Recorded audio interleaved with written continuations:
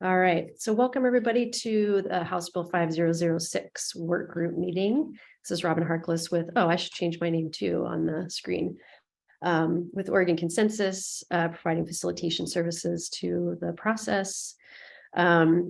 As we get settled, I want to just do a quick reminder about today and sort of how to approach the conversations this morning.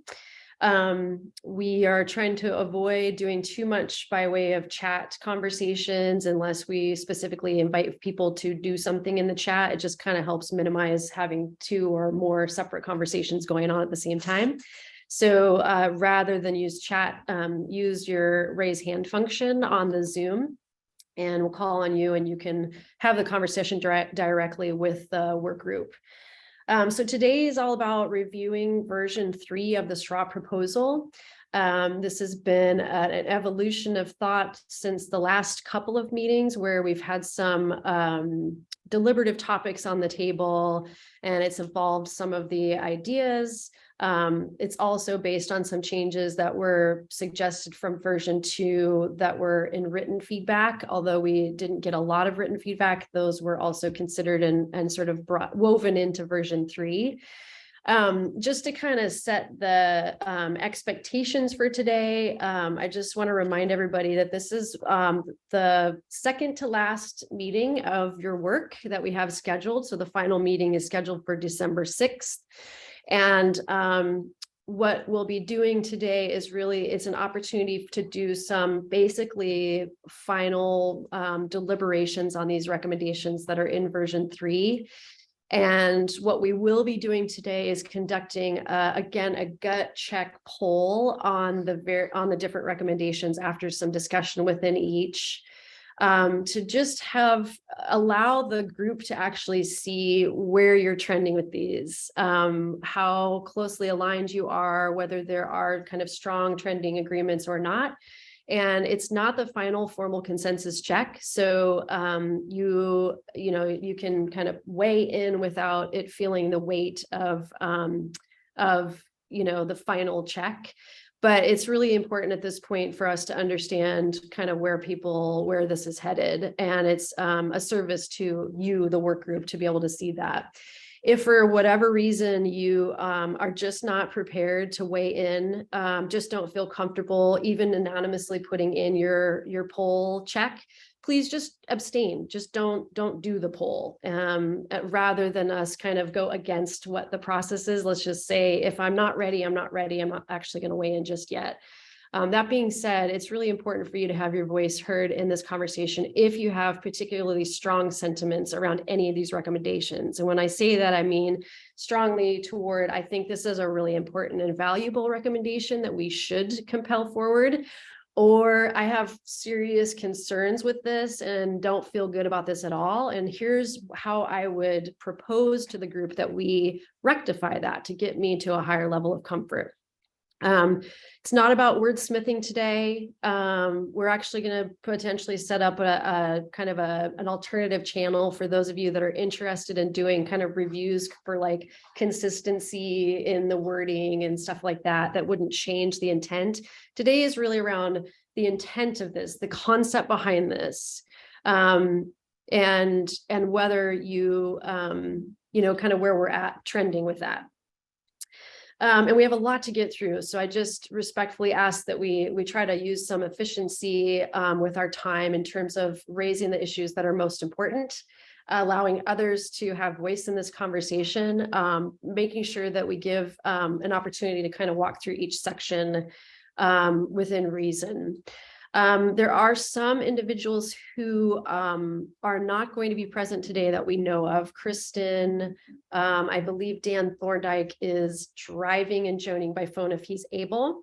And Adam, I know, has just sent us an email this morning that he won't be available. Was really sorry if something last minute came up. He did want to convey to the group that he read both of the community engagement guide and the version 3 straw and indicated his support for both as written. I also want to flag that we just sent out an email to the group with some proposed language from Kimberly around really specifying the state's role in place-based planning. And so I want to just flag that's not explicitly in version 3, but we'll give Kimberly an opportunity to talk about that today, later in the day. The other housekeeping items, we connected with the process leadership team, asked them about sort of intentions around where this goes next. And I think what you saw in the email that we sent last time is that this is up for informing legislation. It's up for informing rulemaking or otherwise. But there's nothing, super certain yet because your process and work hasn't concluded yet. So one thing I do want to just flag for all of you is, where do you want your report to go? This is your work. So I think it's just as important for us to ask you, what do you want to do with the results of this? Where do you hope for this to go? And so whether we have that conversation today, or if we have that on December 6th, when we conclude the process, I just want to put that in your minds and in your thinking about, as you read through these, is it really clear to you who your audience is and where these should go and where you'd like them to go? So I'd like to invite that conversation in at some point, either today or on December 6th. And then, just assuming that, oh, I'm sorry, I missed that. And then public comment, there is public comment available around 11:40 today. So if you want to get in the queue for that, that you're going to provide some comment, you can send a private chat to my colleague Jenna Stillman and let us know, and we'll double check on that again right before the hour of the public comment, or the window of the public comment. So WRD, Lily is going to walk us through some of the different sections and share at a high level how these have shifted from previous versions. She also provided a very in-depth crosswalk. So there's a lot of background information that kind of shows that work too. So if you're interested in getting into really seeing the details of where these pieces have evolved, you have access to those as well. And I believe all of those materials are also up on the WRD webpage. Is that right, Lily? Yeah, so those that are members of the public or listening in, you can grab those documents from the webpage. So I'm going to turn it over to Lily. I do see a quick hand up from Kimberly. Yeah, I guess I'd just like to get a little clarity on the process between now and December 6th. For instance, you said today you don't want us to wordsmith, but what might seem like wordsmithing to some actually has pretty big substantive consequences, just like one word in a paragraph. So that's one question.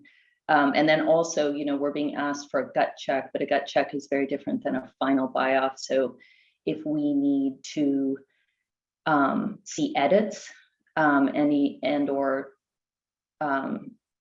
changes, which again, some of it is wordsmithing, and we've been told you don't want to wordsmith. What's the process for us to weigh in on sort of every point between now and December 6th before a final before we're asked to vote on a final?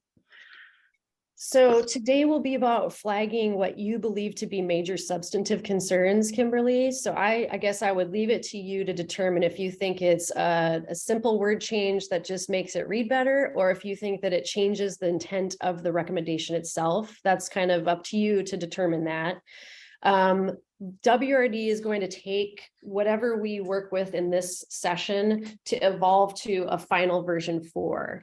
Not knowing what people are going to bring forward today, I don't know how much that version will change.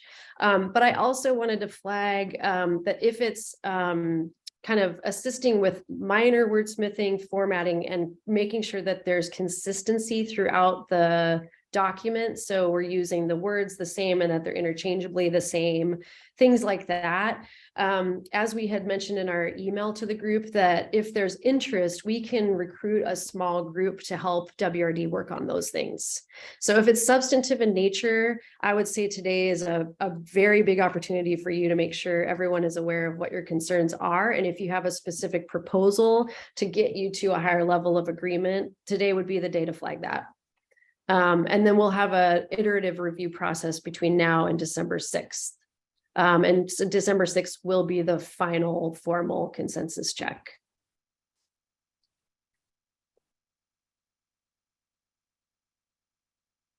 Anything else you want to say about that, Lily or Raquel, just as the scribes for the document?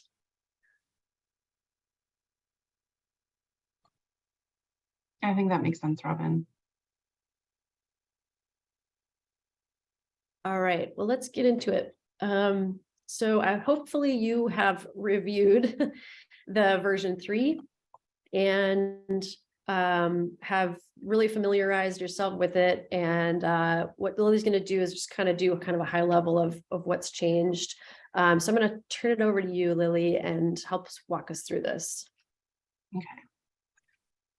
I am going to share my screen. So hopefully you're seeing Journey to Draft version 3 up on your screens. So before we dive into sort of the specifics, I wanted to just do a quick summary of what that journey to draft version 3 looks like, just to orient ourselves and make sure we're all on the same page as we get going. So we started with a straw draft framework and recommendations that we developed based on the work group that the work that the group had done through August. And then the community engagement task group also began their work at that point. And they developed the community engagement guide and some recommendations in that the straw draft version 1. And then with the straw draft as our starting point, we solicited feedback through worksheets, which provided friendly amendments to version 1 and helped guide discussion in September. The community engagement group and the drafting team took those discussions and feedback and drafted a version 2 for workgroup consideration at the end of September. And then based on workgroup discussion, let's see if I can. Based on workgroup discussions in October, small drafting teams were formed, which developed recommendations around place-based planning grant funding structure and some higher level system recommendations. These small group drafts and the discussions around them, along with worksheet responses and workgroup discussion, all led to draft version 3 and an update to the community engagement guide, which you all received last Monday and is also, as Robin mentioned, available on the workgroup website. So if you remember back in October, we talked about what version 3 would look like and how it would be structured a little bit differently than versions 1 and 2. We wanted to streamline some concepts that were showing up in multiple recommendations and really reflect the direction the work group is taking in meeting discussions. So the version 3 draft is divided into 2 sections, recommendations and then terms and definitions. Within that the recommendation section, there are 2 sections, the overarching recommendations and then recommendations specific to place-based planning or the next generation of place-based planning. That section has been reorganized into different categories than appeared in version 2. And some of those recommendations have been streamlined, but they have not been lost. And if you want to see precisely where recommendations from version 2 show up in version 3, I'd encourage you to look at those tracking materials that we sent out and that are also available on the webpage. So very briefly, I just want to do a high-level overview of how those version 2 recommendations are showing up in version 3. I see your hand, Peggy. Do you have a question about this, or can I wait till the end? I really just want to understand. So you're going to go through the whole thing and then we're going to come back and then we'll get to actually make comments for each section. It's a process question. Yeah, I'm almost done. I'm just going to go through how this showed up in version 3 and then we're going to go and have discussion. Sorry about that. No problem.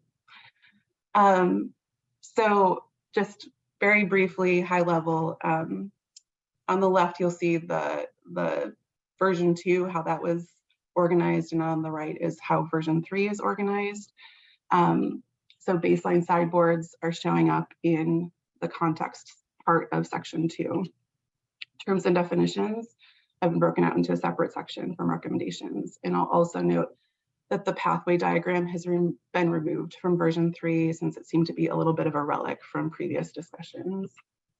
Data and technical assistance recommendations show up in section 1 and in section 2 in the agency capacity and support section or subsection. Community engagement shows up in place-based planning grant program and program guidelines, along with recommendation C in section 1.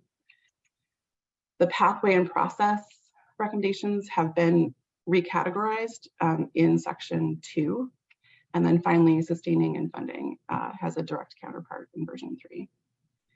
And that's all that I have to share about sort of the process to get to version 3. And we'll talk about a little bit more in depth specifically as we go through the sections where things have changed and how they've developed.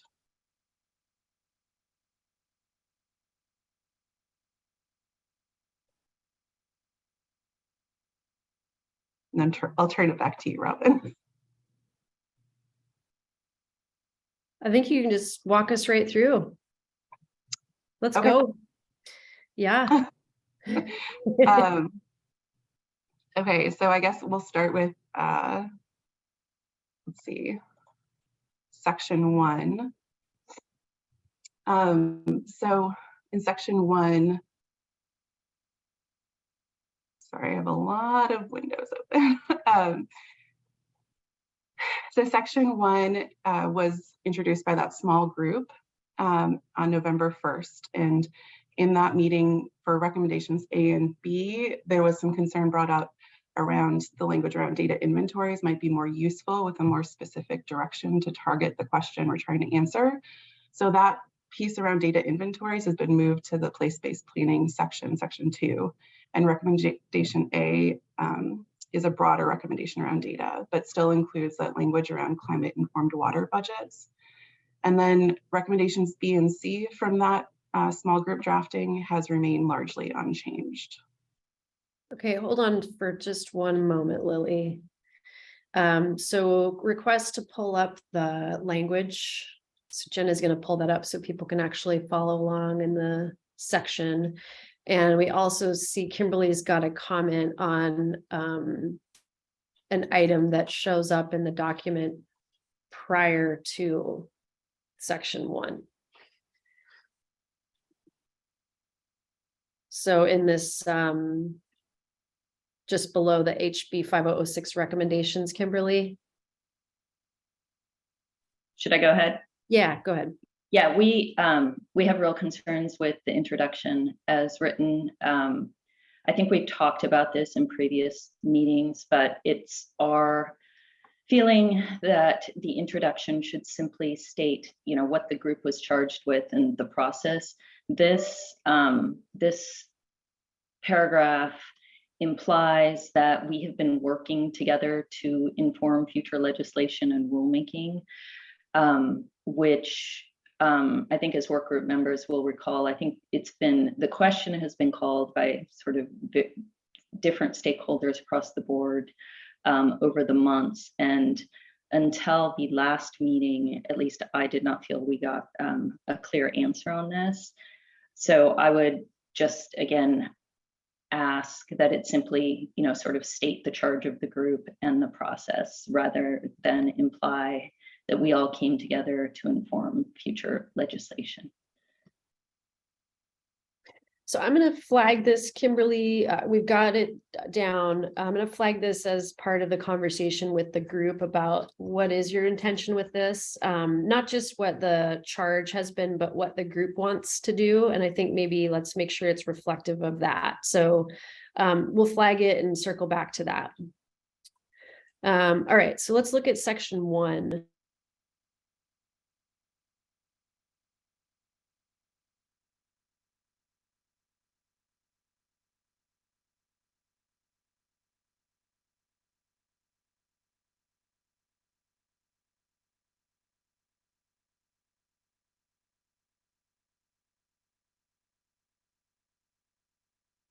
Lily? Uh-oh. Oh, I don't think I have anything more to add about section 1. Oh, okay. So All right, so this is, language that was developed by the small group and rearranged a bit as Lily suggested. So were there any kind of compelling concerns and or cheerleading events from the work group on this section that you want to discuss with the group before we do the quick gut check poll on this section? And Kaylin, are you comfortable if we take the language down or do you want to keep it up? It seems like it's helpful to have it I think up. it's helpful. Yeah, Okay. I agree. All right. Oh, hi, Nikki. Good to see you. All right. So Kelly and then Kimberly. I think I just had a quick question about, I know Kimberly had sent some information over about putting it into the draft, but like some of these things I feel like also address a little bit of what she's saying. So I was just curious if we had an idea of where she thought that information would be plugged into this, because I don't actually see like where it would, which area it fits in. Sorry, thanks.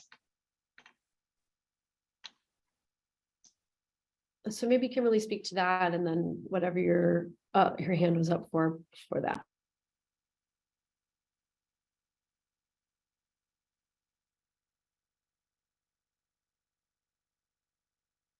Kimberly, you're on mute. Sorry, this section, as I understand it, is more of an overarching statement as opposed to a statement directed more at improving place-based planning. So I think the suggestion I had, which dates back from an earlier conversation, I think would be specific to place-based planning. I don't know which section exactly, but I'll figure that out. And then Kelly, I don't know if did you want me to jump into my comment, Robin, Kelly? I don't know if you're finished. Okay.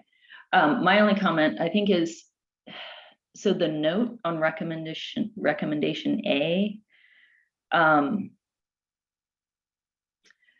I understand what we're trying to get at, but I'm just trying to reconcile that with some of the earlier conversations that it would be really helpful to have basin assessments, which I think are caught in I, so that we would understand what data is there, but also pave sort of a future pathway for identifying data gaps and then filling those data gaps before planning took place. Some of the basins where we've seen some very successful planning, say for instance, the Umatilla and the Deschutes, it's very heavily data informed. And so it just seemed like the note on A was a little bit contrary to some of the conversations we have been having. So just wanted to note that, and also just ask the question, like, are the notes and the context language going to carry forward? Let's check in with the group. Those of you who were present for the last conversation on 11/1, where this conversation was had about this item. So respectfully, if your hand's up and you could speak first to the question Kimberly had about, is this contrary to really what the group had suggested at the last conversation? So Kate, Nikki, Kelly, Jeff, and if you wanted to have a different comment, if you don't mind, just stand aside for just a moment and we'll get to you. So Nikki, do you want to respond to this one? Yeah, I have a comment on the intro. Took me a minute to process that too for Kimberly. I'm going to be trying to jump in today to find resolutions to people's comments, and I think it would be really helpful if everyone said, if you did this, I could get there, instead of just stating problems. So just because I think we spent a lot of time on this and we're close. In the intro, I had a question for Kimberly. If we just remove legislation and rulemaking to policy development and guidance around water planning, because I don't think we're actually negotiating legislation here. And I think there's a lot of fear about some concepts that some people are bringing up. That this is rubber stamping those concepts. So I think if you just took a inform policy development and guidance around water planning would be one of my suggestions on the introduction. And you can leave the note that it's not meant to be used in verbatim rule legislation, but there's some, there's some legislation I think we all collectively have concerns with that people around this table don't want to act like we're stamping that through this Mhm. effort. Okay. Okay, so I think if you just change those words, I would be a lot more comfortable as well. And then I think this bullet really should focus primarily on funding. I feel like every 5 years we have these huge statewide efforts and we keep telling the state they should fund these things and it doesn't get through the legislature. As much as I like doing this every 5 years, I think it's important that we make a statement, but we can really focus this on funding. And I think to Kimberly's point, I think you could reference that other section where it talks about data gaps, maybe in the note about those kind of things that should be done, because that's kind of the structure of the data development. To me, this is more like fund it, Mm, legislature, and stop saying their problems, and we all spend so many hours, fund the data and development is kind of how I see this one. So I'm fine with the note staying, but I think to Kimberly's point, maybe we could reference that other section about for further information on recommendations for data, development structure, whatever, I think it was whatever that one is, or something that kind of ties to it, and try to make this a little bit more. I don't really have a good answer on the notes part, but I think giving context to people that weren't in the conversation is good. mhm. That's kind of how I read this one, was just funding. Yeah, so your suggestion is keep it specific to the funding part to make it a stronger recommendation, and then reference the data piece into a different further down actual data recommendation.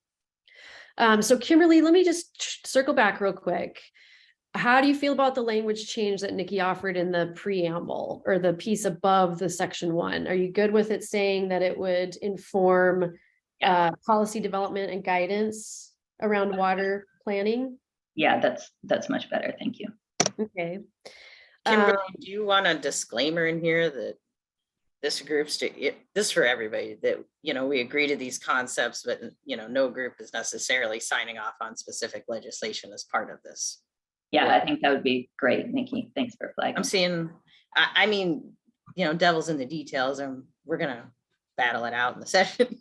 But I think that's what I'm hearing is an overwhelming fear, and we might be able to get to an end goal here with that, removing that fear of signing off on something. Yeah, I think that sounds reflective of the conversations that have been had up to this point as well. So duly noted, and then I'm going to go to Kelly. And can we now look at the recommendations A and B that we're looking at under section 1? Yeah, And- and I guess I like Nikki's suggestion, actually, in hindsight, of maybe just pulling that information out and having it live within the data section. I think that's section I, or excuse me, recommendation I under section 2.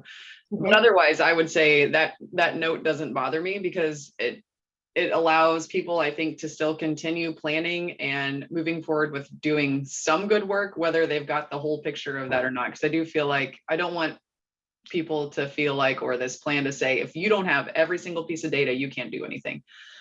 Because I think there are lots of places where groups can still continue to move forward on a path where they do have good data, and then continue to collect areas where they don't. So that's what that statement says to me, that it's critical. You need to have climate data, but you can still continue to move forward without it. But Okay. All right, Jeff and Kate. Yeah, thanks. I mean, the whole purpose of this document to me is showing intent and seeing where there is there are pathways on this issue. Once you hand it over to the legislature, there's going to be 90 opinions about what this should be. And so let's not think too much of ourselves that they're going to take this and put it into legislation. I would say that I don't mind having things show conflict even within this document if there's not uniformity, because that will be played out in the legislation arena anyway. So I think shortening that runway for them to understand kind of where there was, you know, moderate agreement versus not so much, I don't think it's a bad thing. And I would caution this group to not edit this thing to freaking death. If we put too much in there, it will collapse under its own weight. If it's not enough in there, then they're going to say, what a colossal waste of time, and how many meetings did you have just to do this? So I think we can find that happy medium. I think this group came at this issue honestly. So for the love that's all holy, let's not go down that road. All right. I love you all though, and I'll spend time with you. Right, Kate. Thanks. Yeah, 2 comments. I would echo Kelly on the issue of we want basins to have sufficient data, but we don't want to be paralyzed if we don't have perfect data. So there's some middle ground in there, I think, that we were trying to capture. And then I just wanted to flag too that I keep toggling between recommendation A and recommendation I. And the only thing that's crossing my mind, maybe just a note to pay attention to as we Why move don't we through this. scroll to I real quick, just so people are clear about what you're talking about, since it's been brought up a few times. It's a data specific recommendation, right? So if you look. Yeah. Okay.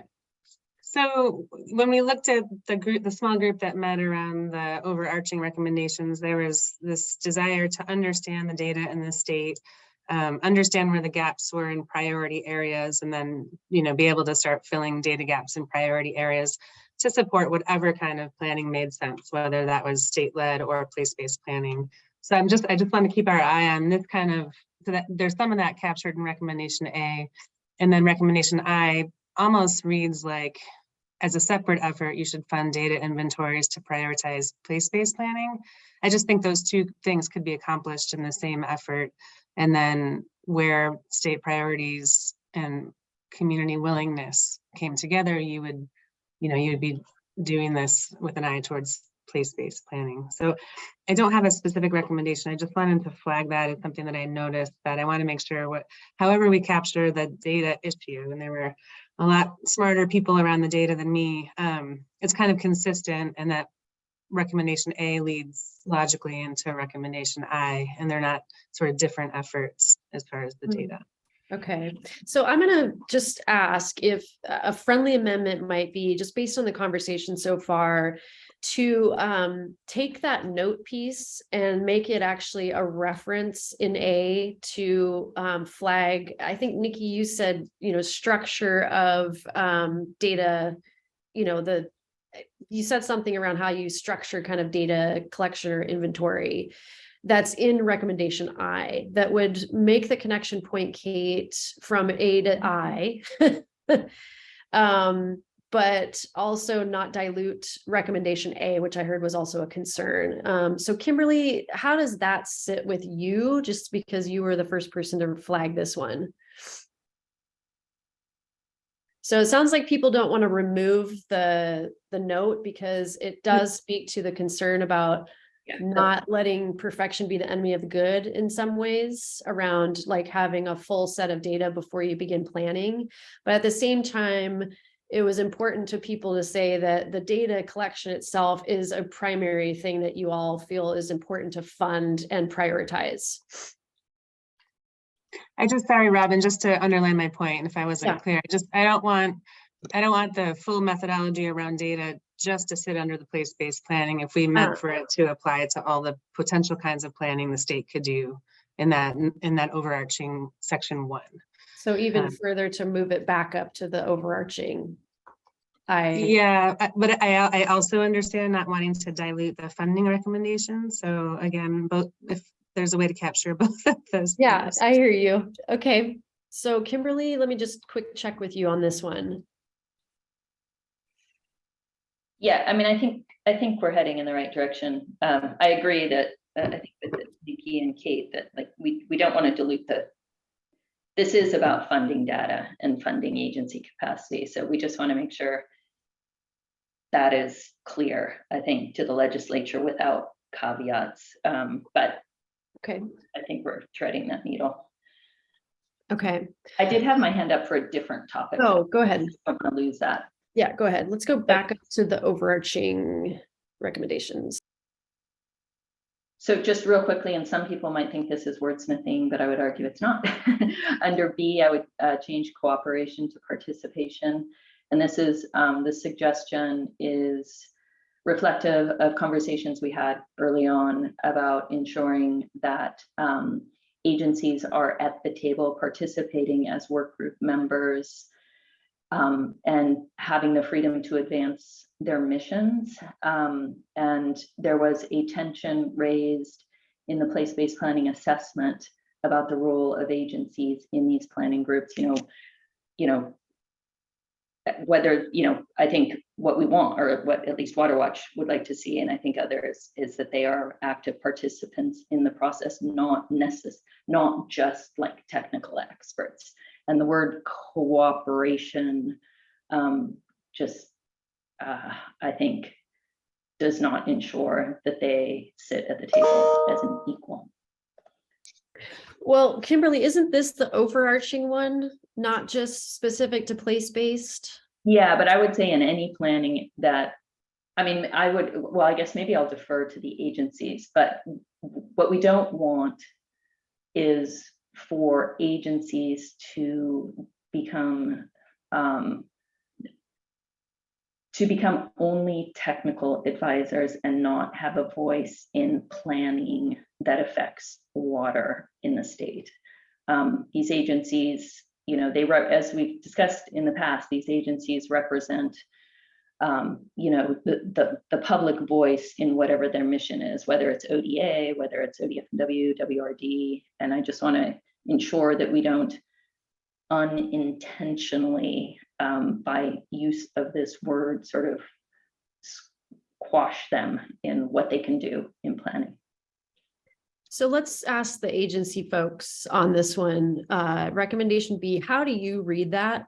And, to Kimberly's concern about it being sort of maybe miscalculating the role you might play. How are you reading it?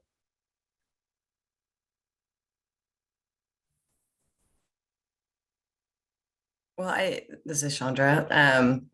I agree with Kimberly's point. I can see that reading, and I just wonder about whether we need that word in there at all, when really we're looking at engagement. Is that word sufficient in and of itself? Because the language above is talking about the specific things that we want to do, and coordination is already in there. Because I think what we're talking about, right, is making sure the agencies are talking on all of these different aspects that we are going to be doing to support efforts. And then I think the next word is really that we need to be active participants in all of these things as well. So to me, engagement kind of encompasses that. But I'm also, participation is good as well, but I'm just saying, I think it may be covered in that word. All right, Jennifer, Raquel, do you want to weigh in? Yeah, I think it's still a little bit unclear to me what the expectations are of the agencies. I think, and I'm trying to remember where I've seen all the different pieces in here. I thought I saw a piece that talked about, agencies kind of being clear about like the like making sure that if there's any relevant regulatory frameworks or sideboards, or, if this, then that kind of thing, that gets brought into the process, which I think is important, because place-based planning can occupy a certain space, but at the same time, that doesn't obviate, or, there's still all these other programs that the agencies administer that may influence future actions, activities, outcomes, et cetera. So I think that's a part here that it's like, because I think the agencies often, when we engage in these kinds of efforts, figuring out like what's needed from the agency there, and being clear about what the agencies are expected to bring into that. is important, because on the one hand, if there's a more explicit role for the agencies, then I think what we all need to be aware of is that implying kind of a certain level of buy-off from the agencies that we need to be thoughtful about, versus is it more from a technical assistance kind of thing? Like, here we're bringing data and information into this, and we're bringing some level of analysis or perspective. And there's a, we just don't want to end up engaging or not engaging in a way that gets us sideways later. And I think that's the overall intent here, but being clear about how we do that. I'm not sure I'm completely clear, especially for, I think it's maybe a little bit more clear for WRD than it is for the other agencies, especially like my agency, that's a regulatory agency. Like, how do you want us, like, really, how do we best engage? Because we've got all these different tools we can bring, and it's not clear to me which one is necessarily envisioned as the right one, given this discussion. Let's go back to the small group who worked on this, so you can clarify a little bit further what your intention was around this. So let's just remember, this is a kind of overarching recommendation for water planning overall. So it's not just specific to place-based. My understanding was that you all felt strongly around needing to fund and prioritize the capacity to collect, process, interpret, and distribute water data, which is an A. And B was really focused around interagency coordination to do planning. So small group, can you clarify? And if you have a friendly suggestion of how to make this clearer, could you offer that before we check with everyone on your level of support for this one? Peggy, were you part of that small group? I started this whole thing. You started this whole thing? Okay. Sorry about that. You better speak up then. And frankly, just a comment. We passed the IWRS, the Integrated Water Resources Strategy, in 2012. We finally got actually a really exciting funding in 2021. So it takes a long time to get through this stuff. So it is important. Having listened to everybody, I don't think it's a problem with just getting rid of the robust cooperation. Don't deal with participation and cooperation, but just say robust engagement. The whole point here, and the thing that is, I think, concerning to all of us, is we want to make sure that the people on the ground, the people that live there, work there, play there, have a real role in helping make place-based planning or other regional planning work. On the other, and we don't want to put or assume that these state agencies don't have a real role related to their mission and their statutes and rules. So that's really what we're working on. We just want to make sure that we have the money to be able to do it, that the agencies have the money to do it, and that we all work together to get something done. What I really worry about is that we absolutely have to get something done, because we have a real critical issue around water.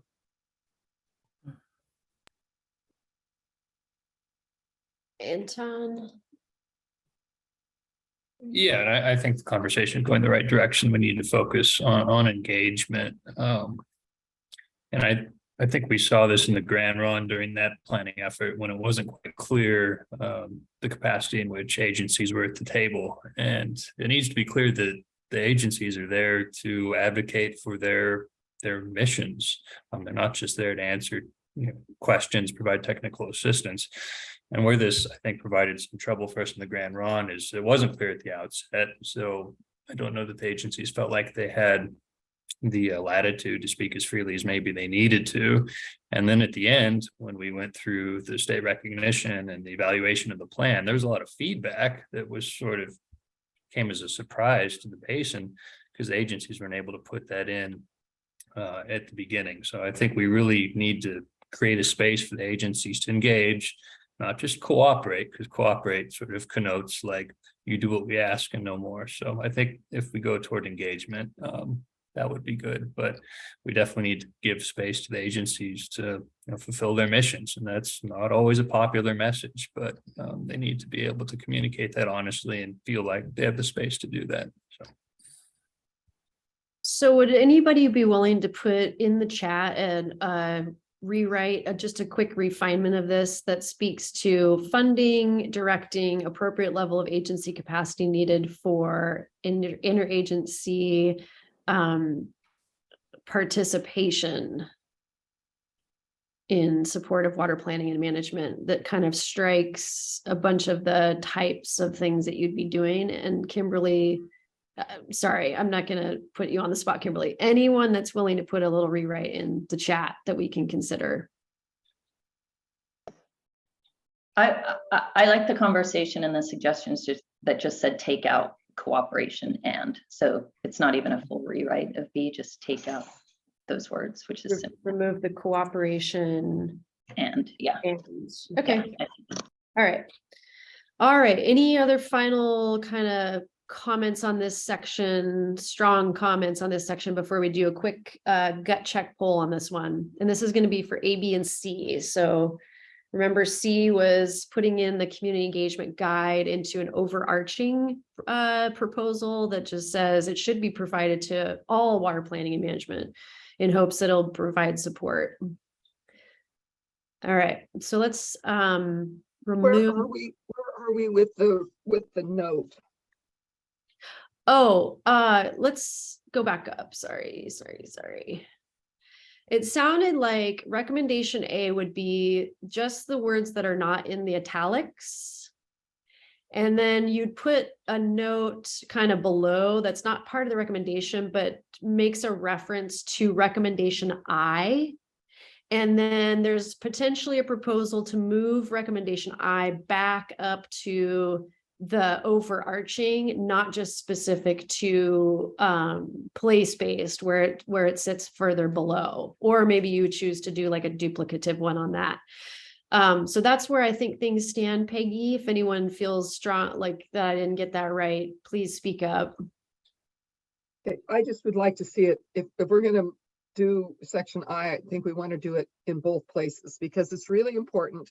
I think section I relates to the place-based planning part of this discussion, but up in the very beginning is where we really want to talk about all kinds of regional planning, and I want to make sure that all kinds of regional planning have those same kinds of opportunities. So I think it goes both places. Thank you. Okay. And can I just say something to help with the comments earlier, that people were worried that without the note, people wouldn't be able to plan unless there were these water budgets. I don't think there's anything in the document that would state that. But again, I think by having that note in there, it could undermine even advocacy with the legislature for this data, because it would say, oh, we really want the state to fund this data piece. It's really important, but if they don't fund it, we'll go ahead. So I think we can still get where I think Kelly and Peggy and others were without that language, at least directly within A. What do you think about that, Kelly, Peggy, Kate? Yeah, I mean, to me, less is more. So honestly, I do feel like it's already in there. It says this should include developing climate informed water budgets. Like that last sentence of recommendation A already says there should be precedent to having this good data and climate data. So again, if it's not like anywhere else in there that says you can't move forward if you don't have data, I would just take the note out. I would agree. Now, what's important to me is to make sure that it's understood that we can't, just because we don't have everything, we can't do planning. We absolutely have to do planning. Peggy, Okay. are you okay if the note drops out then? Okay. So it sounds like strike the note and the recommendation will stand as it is without the italicized verbiage. Recommendation B will take out the words cooperation and, so just to ensure robust engagement by and between agencies. And just, we're gonna hold off on recommendation I for just for now. I promise we won't lose sight that this might be moved back up. But for now, I'm just gonna do a quick poll, gut check on A, B, and C. And so were there any comments or concerns with the recommendation C that you find in this overarching before we go to the poll? You can just pull it all the way up, Jenna. I mean, no, go to C, sorry. So people can really see where it's at. Okay, there we go.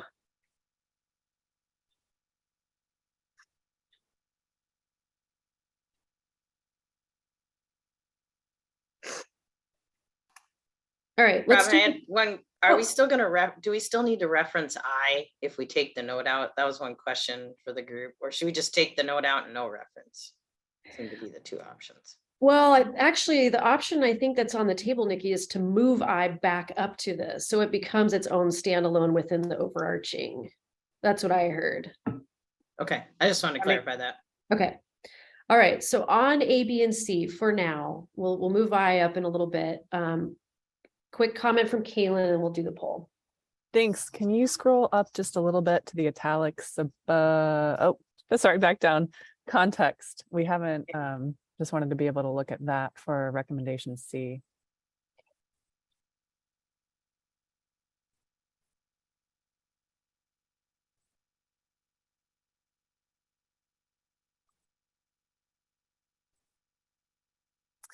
And then for C itself, I think it's phrased as a negative, you know, people not being left out, but I really like how in the italics it's phrased more as a positive of people being proactively included and involved in their water planning. So I don't mean that to be wordsmithing. I think the intent really is important here.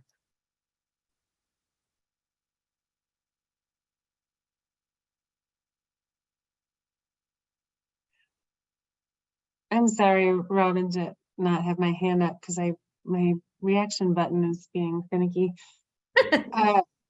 Not to be picky, and if no one else has a problem with this, I'm good with it. But in the vein that we're looking at all sorts of regional planning here under the recommendation C, and it says should be provided to regional water planning and management groups.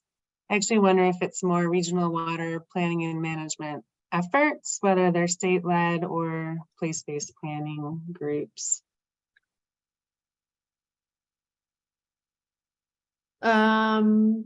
Small group, it sounded like you wanted to put this in here as an overarching so that it would cover all types of planning. Is that correct? Yeah, so I think that friendly amendment is just a friendly amendment, Kate. And small group to reframe this so that it puts it in more of a positive instead of a negative to avoid. Any concerns with Kaylin? That would also be my suggestion, is that's a friendly amendment that we can work on wordsmithing. Any concerns with that?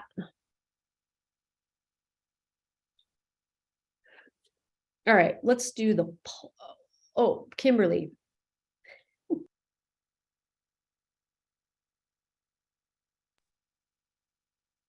Are you, Kimberly, are you good? Okay, let's do the poll. Don't worry, it's not your final, but we do want to see where we're at. So Jenna's going to pull this up. And it's for A, B, and C, just noting for ourselves that I will come up in a moment, but A, B, and C for now. So remember your 1 through 5s are 1, I enthusiastically support, or I would enthusiastically support this idea. 2 is, yeah, I would. 3 is, I'm good with it. I'm on the fence or neutral. 4 is, I have serious questions or concerns, but likely won't block it. And 5 is, I would actually block this. I have enough concern that I wouldn't be okay with this moving forward.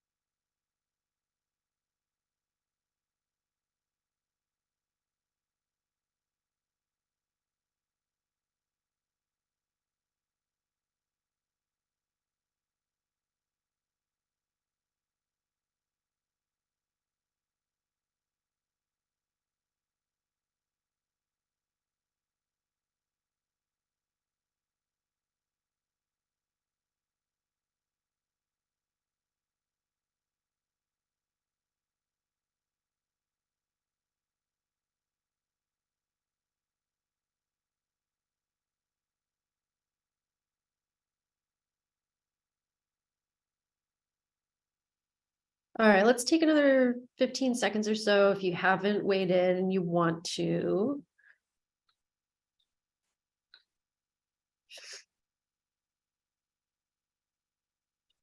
And This is Donna. yeah, Donna, I was just gonna call your name. We know you're Yeah, on the phone I and you, pulled, yeah. yeah, I pulled over, so I'm not driving. Yeah, I would probably be between a 3 and a 4 On which one? on A, B, and C that you were just talking about. Okay, do you want to explain to the group why a 4? I think the language you changed it to is good. I feel like, it's made it a little bit more neutral. I have the same concern that was mentioned earlier that, the legislature says that, this group is saying this, we're set in stone with this.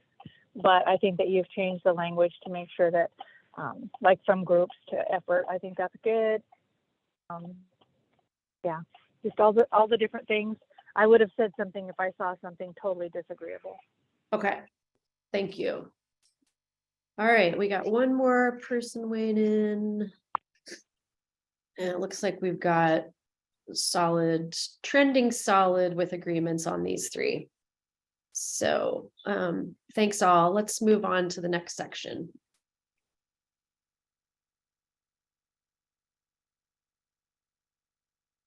Oops, I'm sorry. I thought you all could see this. I was looking at it, but no one else was. Okay, so you can see the results. You got 1, 2s, and 3s on A, 1, 2s, and 3s on B, 1, 2s, and 3s on C. All right, let's move on to the place-based section. Peggy. Sorry, I always have to find my little mute button. So on item 1, I brought it up and I sent out an email about it. I have a concern and trying to figure out how we can add something to the effect that this allows for smaller planning opportunities that may lead to a larger plan. And not, what it reads right now is that this has to be a whole watershed or a whole basin scale. Otherwise, it doesn't qualify.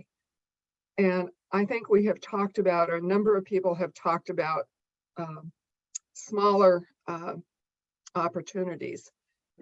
All right. And I don't want to lose that. Okay, so Peggy, I know what you're referring to, but others might not. So section 2 also has a context piece. This isn't specific recommendation for Next Gen, but it does set context. Kate and Kimberly, I believe the 2 of you worked on some language that provided to the group the context of the paragraph above, and had done some review of this suite of guiding principles that has sort of evolved over time in the process. Peggy's referring to the number 1 in the guiding principles, which specifies that place-based plans are developed at a watershed or basin scale. So what's your recommendation, Peggy? Or proposal, rather? Do you have a proposal? I don't have an actual set of words because I really need to hear from others, but somehow or another, it seems to me like we need to be able to allow smaller planning opportunities rather than just watershed or basin scale. And I need expertise from others to be able to help with that. Okay, Daniel? Yeah, I also had a comment about this particular one, and that is, we're going to be competing with everything in the world for funding, right? And so we need to make the best use of funds for whatever funds we do get. And I have a real concern that if a lot of really small planning efforts want to happen and want funding from the state, that there's not going to be enough, because that's really, for capacity funds, if all sorts of little funding efforts all want funding from the state, there's may not be enough to actually do anything really substantive. So I guess I'm coming at this from maybe the other side of things that Peggy is, and that is that I'm wondering what is the minimum size of a watershed that we're talking about here? I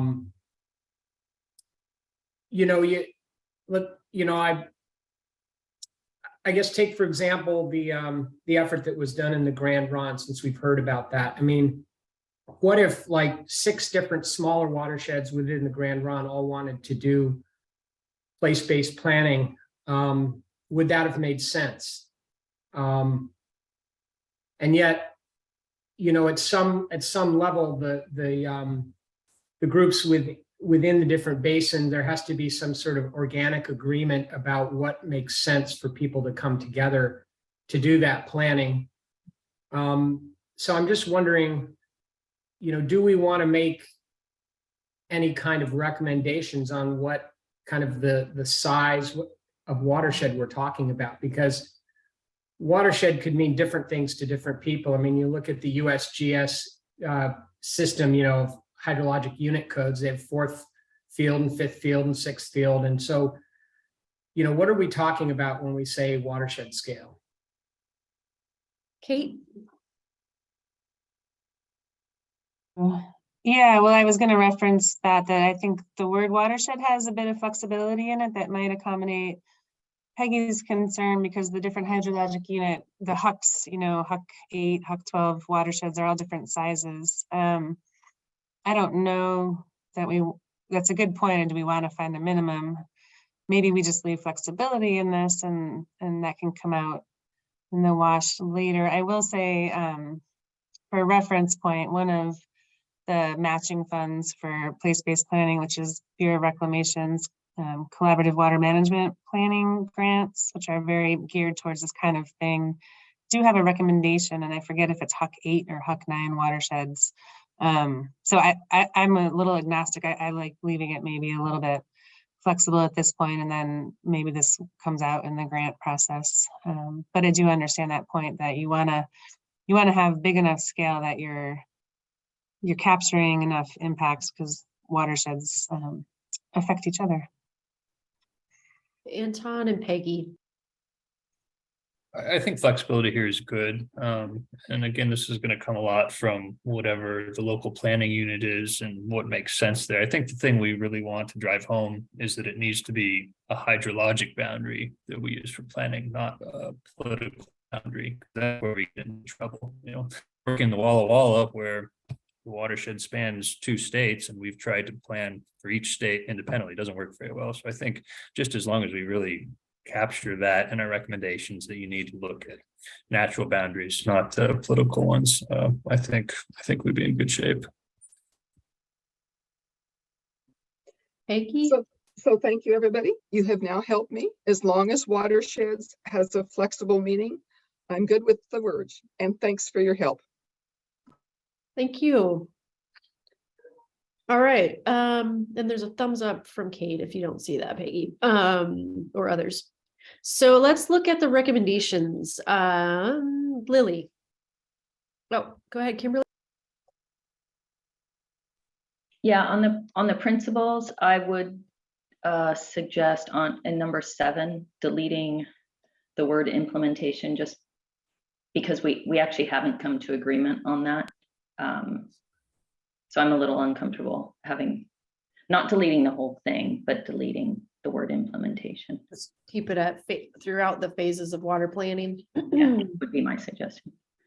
Okay. And then I'm not suggesting changing this, but I did want to flag to the group. I am curious what the phrase in 9 means, and will not jeopardize existing rights. I think earlier documents had and will recognize existing rights. I'm just saying this out loud because I want to make sure that, some of these plans that call for the CREP program or in-stream transfers, that it is clear to the outside world that those are not actions that are jeopardizing existing rights. So if it's not clear to the world, then we might want to have a different phrase, but I just want to be transparent that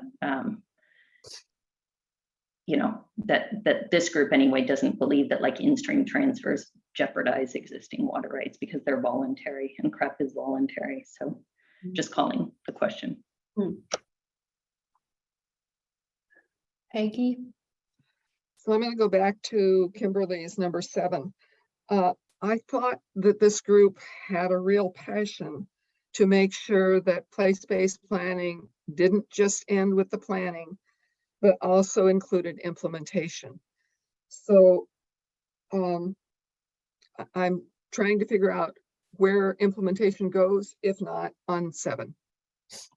And just to respond, I think we haven't yet, maybe we hold this for later because I think some people, for instance, would want a fund that would implement projects outside of, say, 839 versus other discussions, which were just that the state would continue to fund the convening of the group to work towards implementation. And so it's, it's unclear what is expected of state agencies under the word implementation is why I raised the concern. I get it.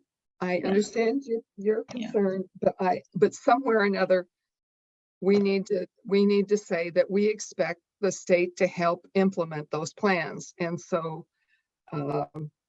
it needs to be in a principle, if not this principle. This is Donna, and I agree 100%.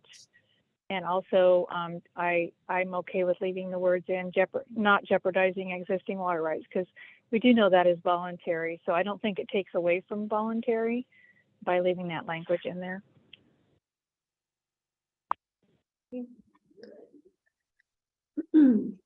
Well, we'll be getting into the conversation about what your recommendations are around implementation. So Kimberly, why don't we've got it flagged as a potential concern. You've heard some feedback. We'll see if you feel strongly about it once we get through the rest of this. So let's go down and invite Lily back on to do your review of the next suite of recommendations. Yeah. Okay. So the next suite is on state recognition. This section was drafted based on the discussion that you all had at the November 1st meeting, trying to answer the question of what does a plan get you? So recommendation D says, having a state recognized plan should also get you access to an interagency team that can help, that can provide help identifying and funding opportunities, and also provide groups with access to implementation funding. And both of those things are described in a subsequent section, and they're referenced in that section D. Recommendation E puts reporting requirements on groups to continue to access those resources, in part to ensure that they're continuing to represent a balance of in-stream and out-of-stream water interests. And then recommendation F was brought out of the version of the second version, V2 draft, with some friendly amendments to say that state recognized plans, let's see, it says state recognized plans to identify common themes across basins to help inform updates to the integrated water resources strategy. That the state may use these to identify common themes. Okay. All right, so let's take a look at these 3. Again, if you're kind of fine, we don't need to hear a lot of wordsmithy comments, but if you have strong sentiments either in favor of or serious concerns around, please let's give an opportunity for you to flag those with the group before we do a gut check informal poll on these 3.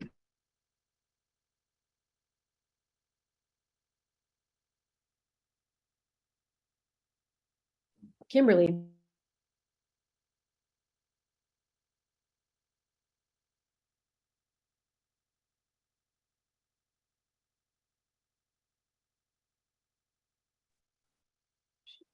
Kimberly, are you? Oh, you're on mute. Sorry.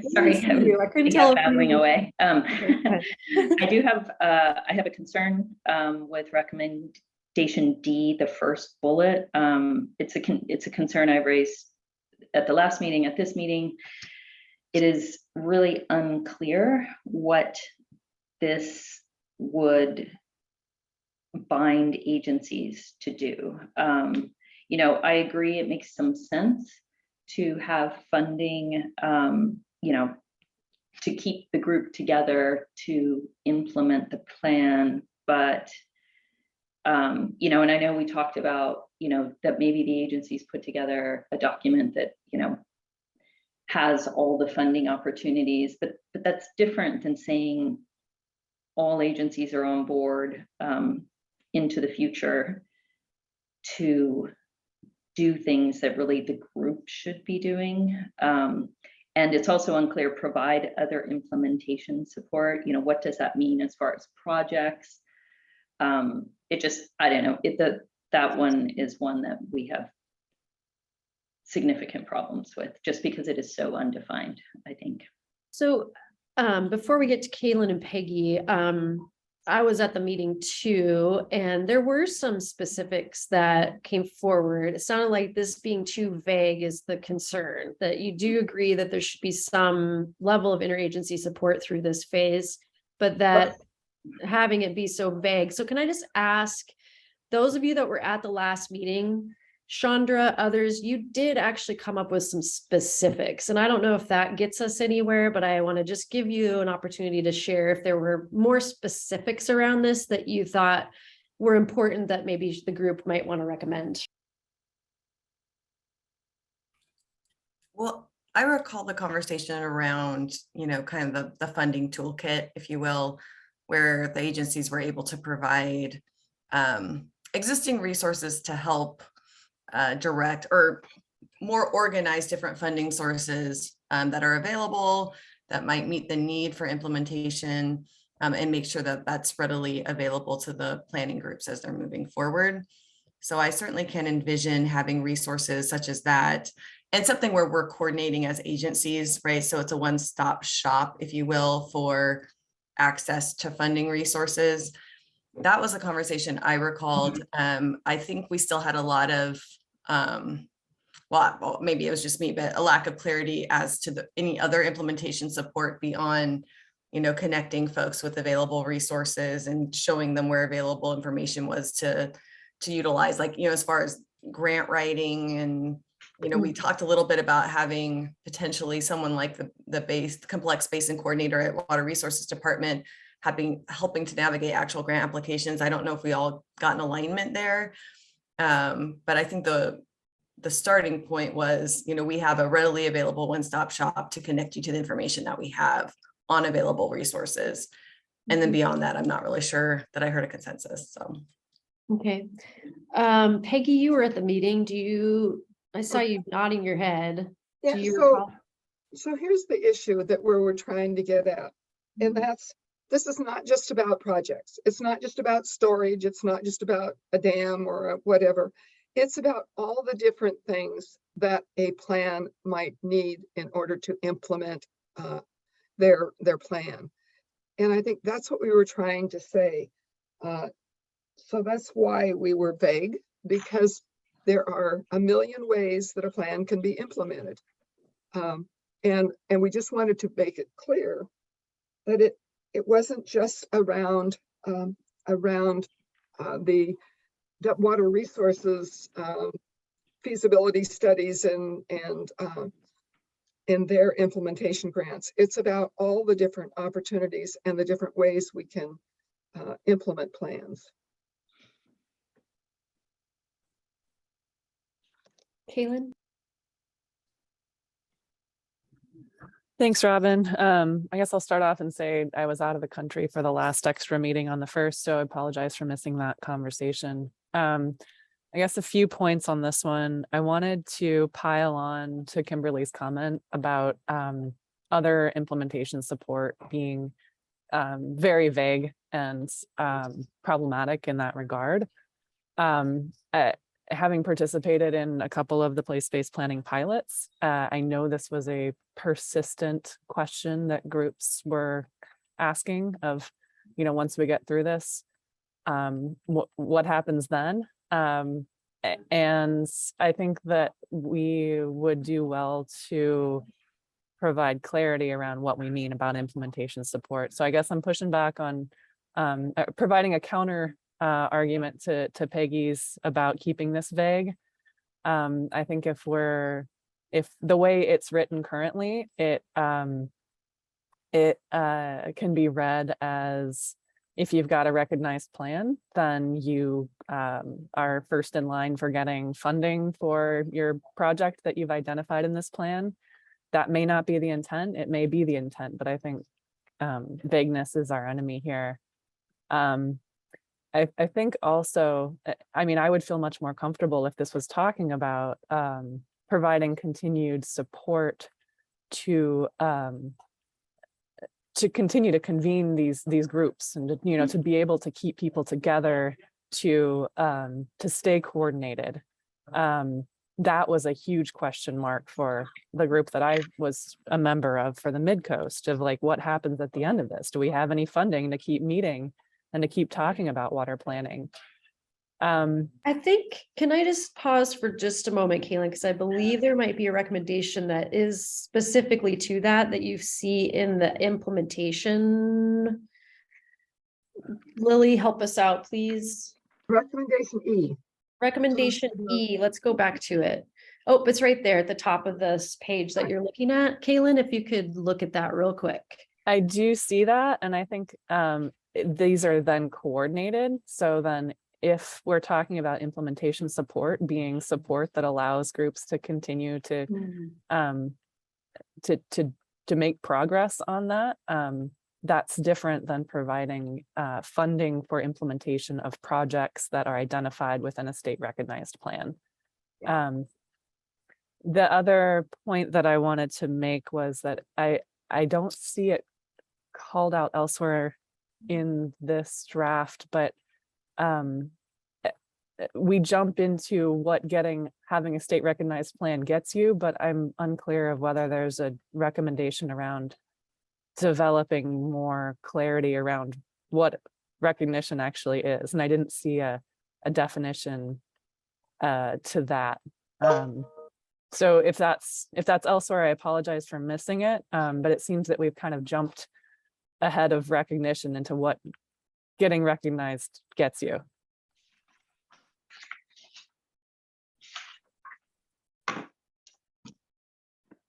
You mean what the requirements are to be recognized? Correct. And in the pilot phase, when groups got to the end and were seeking recognition, there was, I'll just say, a little bit of a scramble to make sure that the commission knew what it was they were being asked to do. How do we recognize these things? How do we actually make sure that they've done what we asked them to do?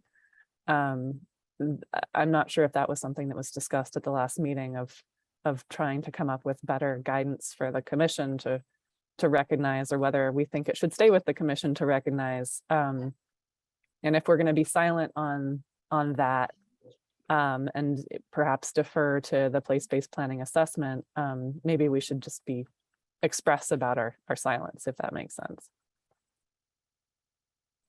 Those who were at the meeting last time, do you want to respond to any of that? Peggy and Kimberly. Sure. I want to do two things. One is that somewhere in here, I think we talk about the fact that although we ended up, the recommendation ends up with the WRC being the people that actually approve the plan or recognize the plan. There is a discussion somewhere in here about the other agencies, particularly the other three that were part of the IWRS, being consulted as a part of making that decision. And we did talk about how we could do that, and finally just decided, okay, WRC is the lead agency on this issue, so they get to do that. I want to go back also to the implementation support stuff. And this is where I think we get focused on water supply only. An implementation of a plan could mean you need to address the nitrates issue in your region, in your plan area, or you need to increase the stream flow for fish in order to be able to make that work. There are lots of other areas of implementation besides just what happens at WRD. And so how to say that other than other implementation support, which was general, and I totally agree. I guess I'm just not as concerned about what that makes the agencies do. It just recognizes that there are other things besides water quality, water quantity that are part of this whole plan. Thank you. Jeff? Yeah, I mean, I think having the agencies all at the table is very important. I would strenuously object to agencies having, you know, as between consulting and approval. If each agency has to give their approval, so to speak, you're not going to get anything done. So you need to have a lead agency, and I think that is going to be Water Resources Department until the commission, until otherwise stated. But I can't express that enough. Yeah, so item recommendation G talks about an interagency team to help do the work. And I'd have to go back further to find out additional. We talked about whether or not each commission should, board or commission should actually approve before it goes forward. And I think we finally agreed with what Jeff just said, is that we just need to find somebody that can do it. But in the meantime, every agency needs to be involved in all the efforts that get to that final effort.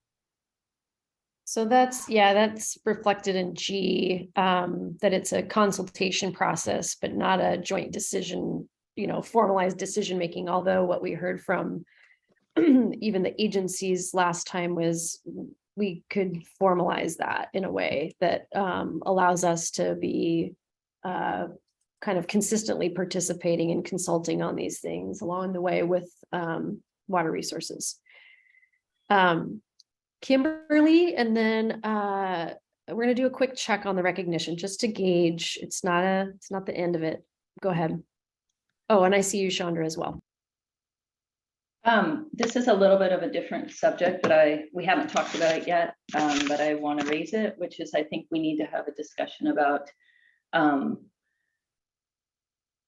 if we have any recommendations on recognition.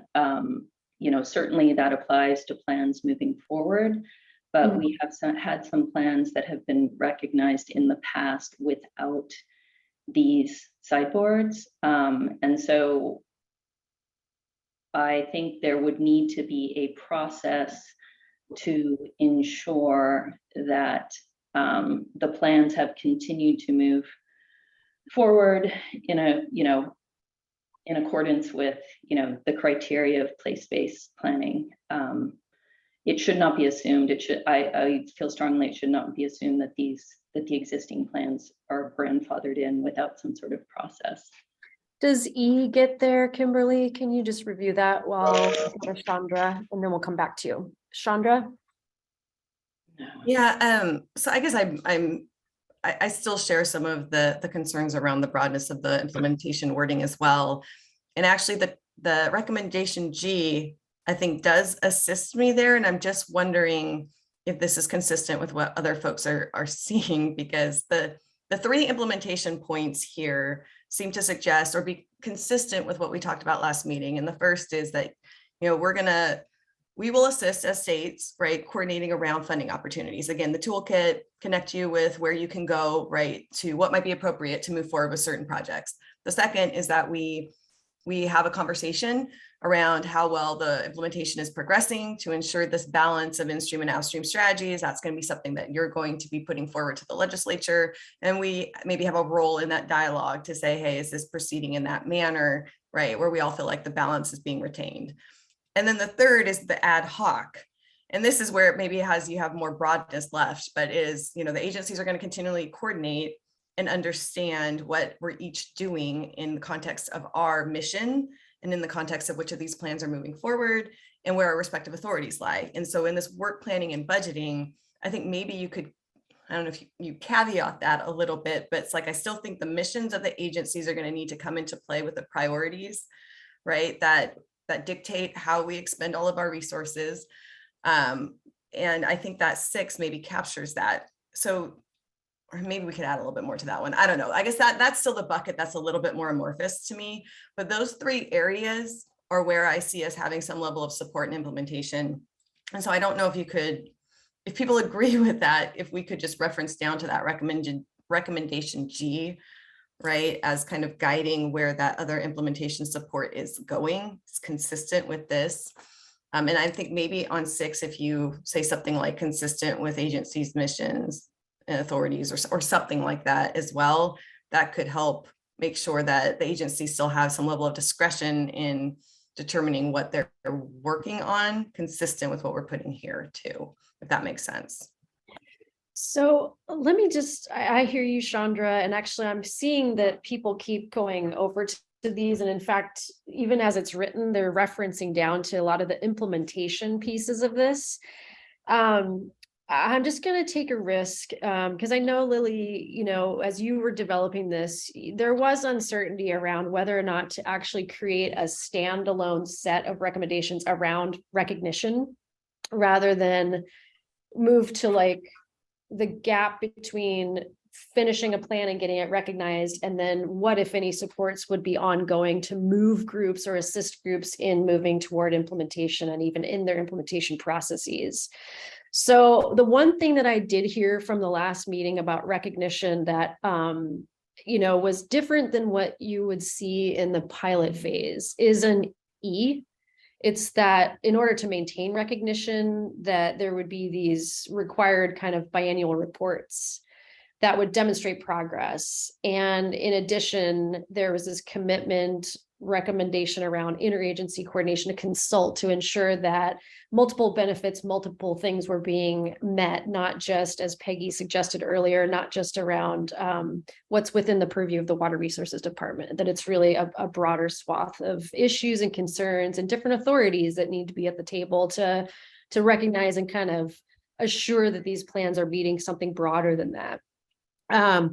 So I just wonder if recommendation D is really just, if it's recognized, it allows planning groups to have access to an interagency, or I wonder if you just move the D, remove it and just focus on the implementation recommendations that are more specifically tied to that interagency coordination, and deal instead with the recognition piece on just E and F.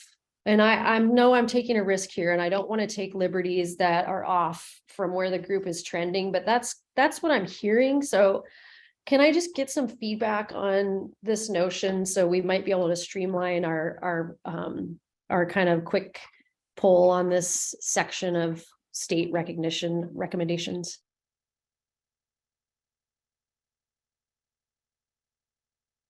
Those of you that care, can you speak up?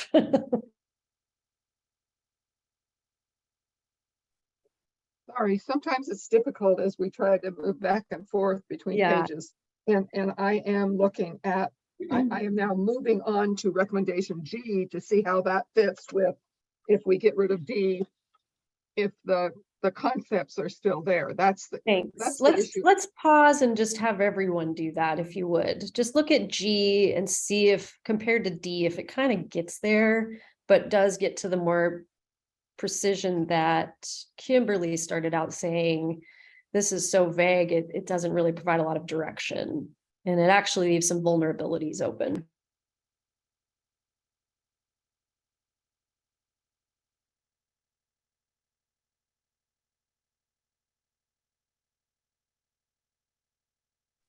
All right, Kimberly and Dee. I want to make sure the word implementation doesn't seem to be really in G, and that's the conundrum, that's the fight that we're in, is how do we recognize that these plans need to be implemented in some way?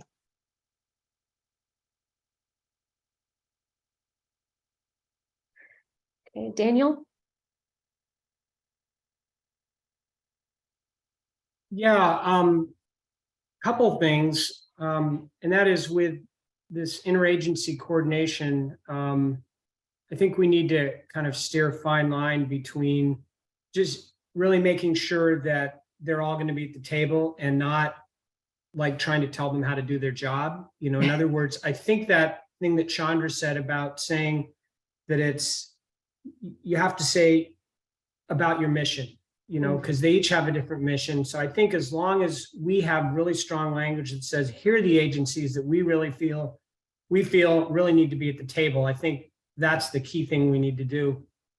And I'm also thinking about a comment that Anton made earlier about this whole thing about coordination, cooperation, and engagement.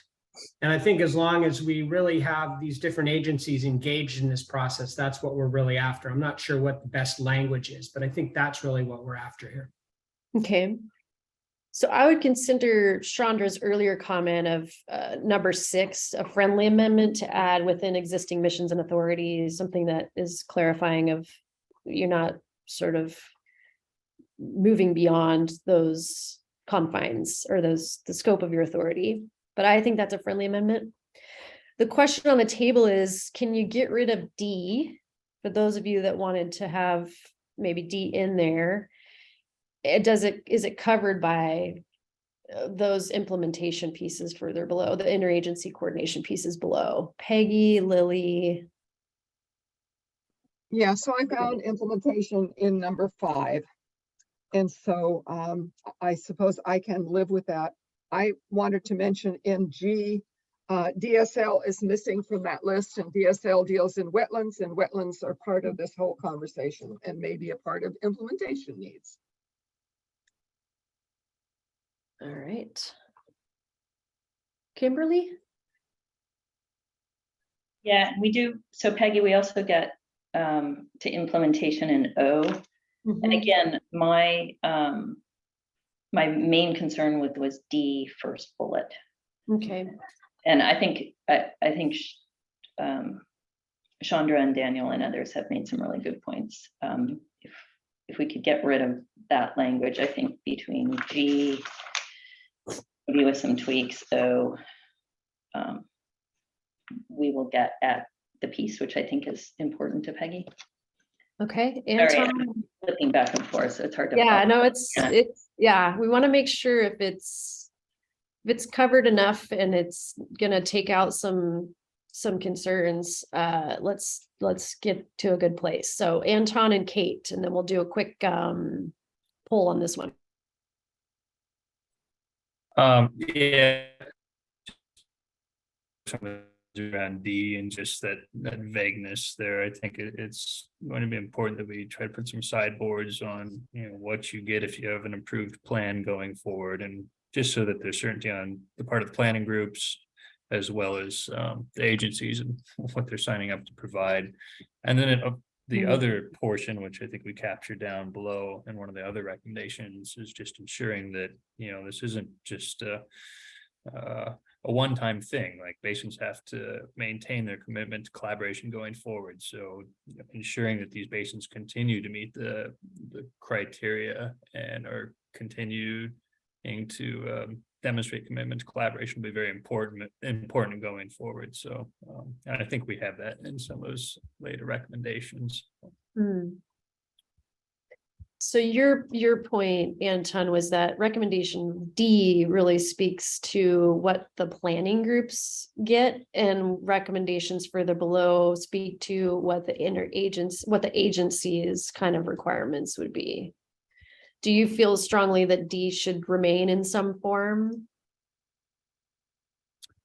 If it does, I think we're going to need to put a little bit finer detail on what that entails. From the Grand Ronde experience, having that funding after the plan was recognized for someone to continue, coordinating meetings, facilitating the group, writing grants, very important. So maybe if we can put some finer details on what that funding support looks like going forward, with greater specificity than we have in D right now, I think that'll be important.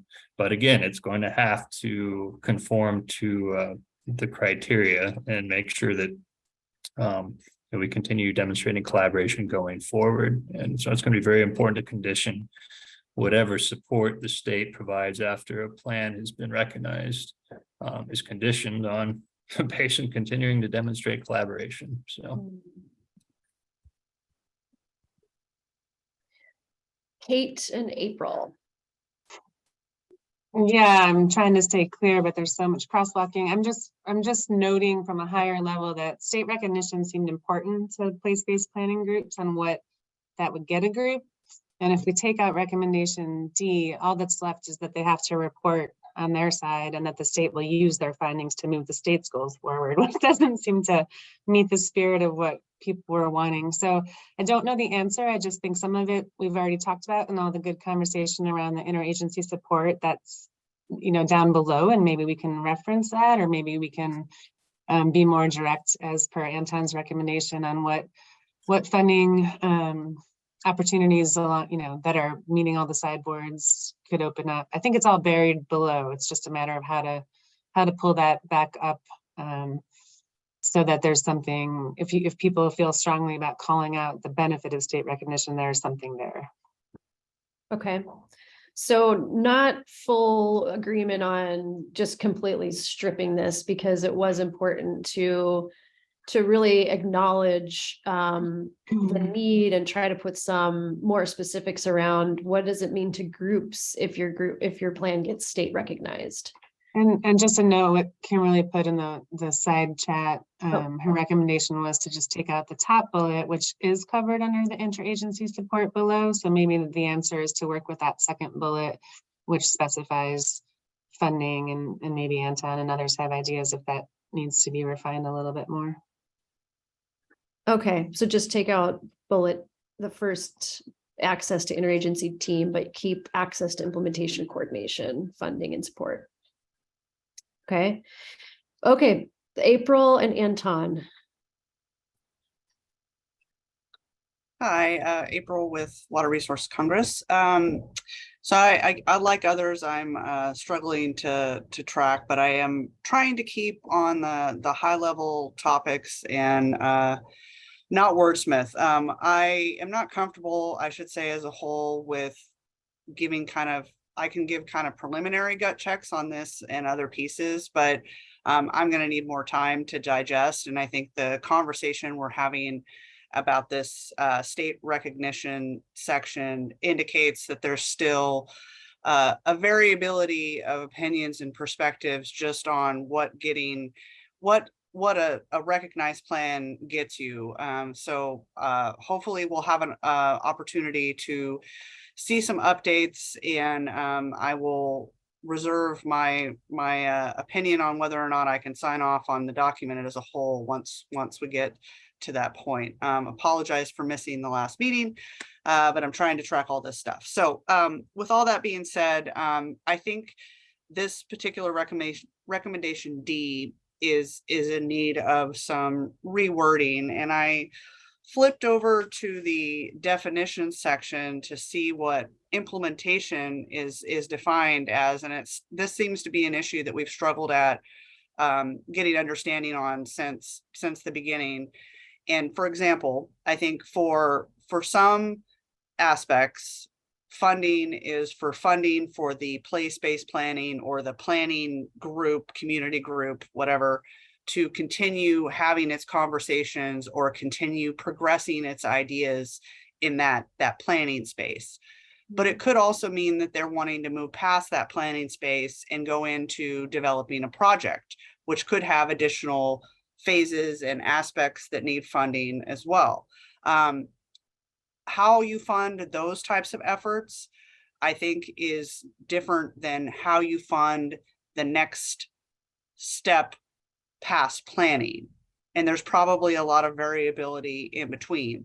But I think for my folks thinking about how irrigation districts and other water users would look at this, they want to know what's in it for them. Why would they go down a path that has all these requirements if there's not a carrot or a set of incentives for what this gives them? And I think at the base level, and I'm trying to see if it fits here or if it fits in the place-based grant section, but there needs to be some incentive for going through this process, that in the ideal world that we've talked about in other spaces, you would have funding that supports water planning, funding that supports feasibility of taking those ideas to the next phase, and funding that supports implementation of those things, which could involve building storage, could involve piping, it could involve all sorts of other things, that multi-purpose projects, different things like that. Those programs all need funding. Some of them don't even really exist, and they're going to operate on their own. But in an ideal world, aside from all those things, we would have it where if you go through this planning portion, you get extra points or a check mark for when you go into the next phase. Not saying that that removes any of the regulatory requirements or permitting aspects, but that by going through one phase and doing something as a community, that gives you greater chance of getting funding in those next phases that you need.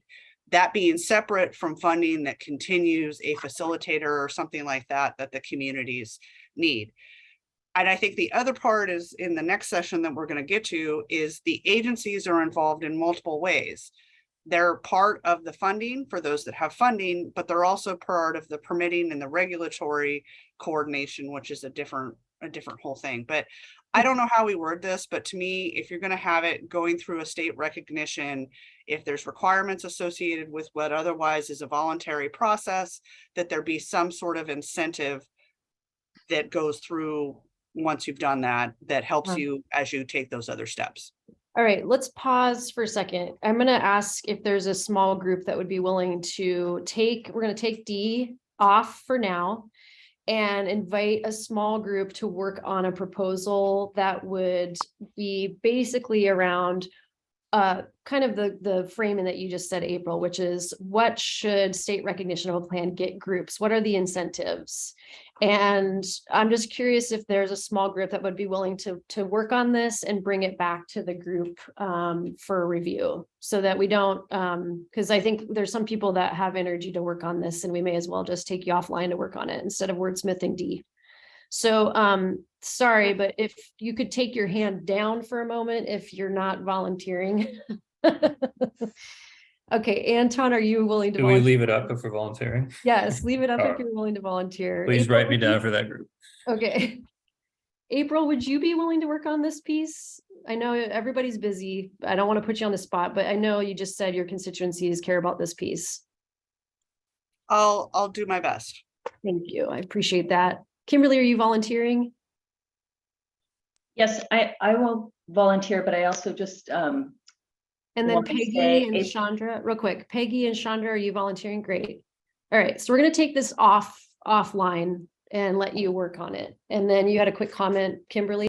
Yeah, my comment, April, yeah, I'm sorry you weren't at the last meeting, but we, just a reminder that we did have a long conversation about what recognition gives you. And where we landed is somewhat along the lines of what April said, which was recognition, doing this collaborative plans. The incentive is that you really do get a leg up already in funding processes. I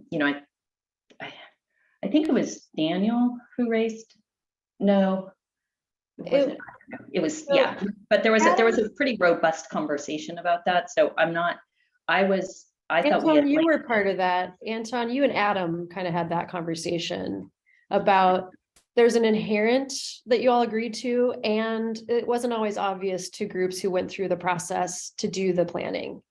And so there was a long conversation about what else, how it might else show up and how you could maybe be more explicit about what does it get you if you've invested this much time and resource in the effort. So Anton, if you want to fill in the blanks on that one.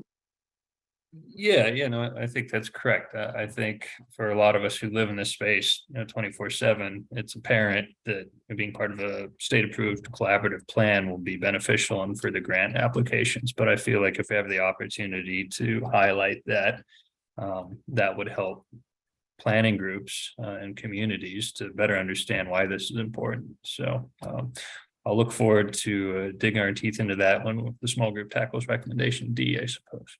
Great, thank you. So we're going to do a quick poll on E and F just to see if these are where people are at with these two items. These are different than the incentives piece about what it gets you. This is more about reporting requirements and the potential for the state to use, kind of looking for themes across planning plans to see if there are updates to inform updates to the IWRS.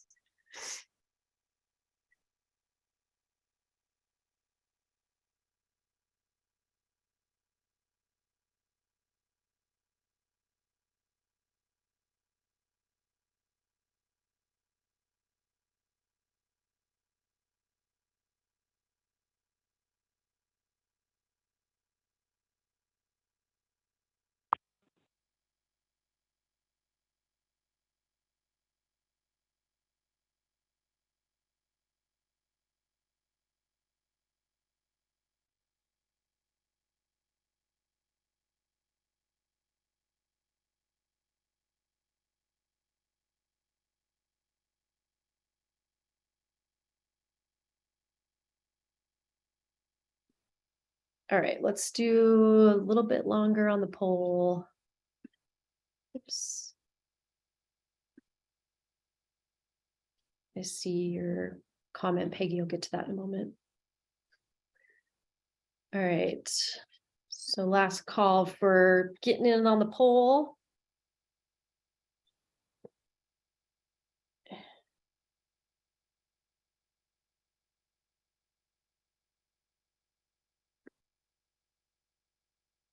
Great. Okay. So it looks like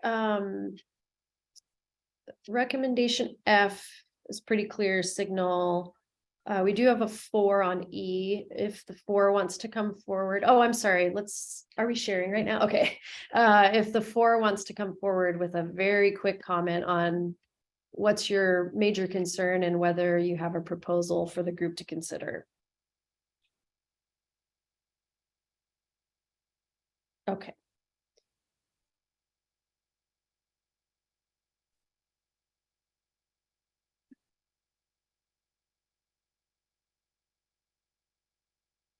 All right. So Peggy had a question about, there was this specific recommendation of the kind of that toolkit that Chandra referenced back to the conversation from last time of like part of the interagency support would be providing some kind of a toolkit and a one-stop shop for these groups to figure out what, if any, channels for different funding opportunities into implementation might be available. So it'd be sort of a kind of a coordinating support effort. And whether or not that's a specific recommendation, I wonder if Peggy, we might ask the small group to consider whether that might be one of those incentive pieces for D as that gets rewritten. Or if you want to make a specific proposal on that now. Yeah, I'm just trying to figure out how to get to making sure exactly what Anton was saying and others have been saying. What do we get if we do this work? And that was part of, I think, what D was supposed to try to help us do. And Okay. it was try to help us do it in a way that was not just specific to the water quantity people, but also water quality people and ecosystem services people. And if that is a better way to do that refinement of that list of implementation support, that maybe it will get us there. Okay, wonderful. And then another comment in the chat about that WRD has a compiled list. Harmony, when she was working as a coordinator, did start compiling a list of resources that place-based groups could tap into. So there's work that's already been done on this. So again, maybe we can ask the department to offer that piece over to the small group to help you with your D, development of D. Okay. Thank you all. Let's move on. We're going to need to move a little bit quicker on the next one, but now we're looking at agency capacity and support.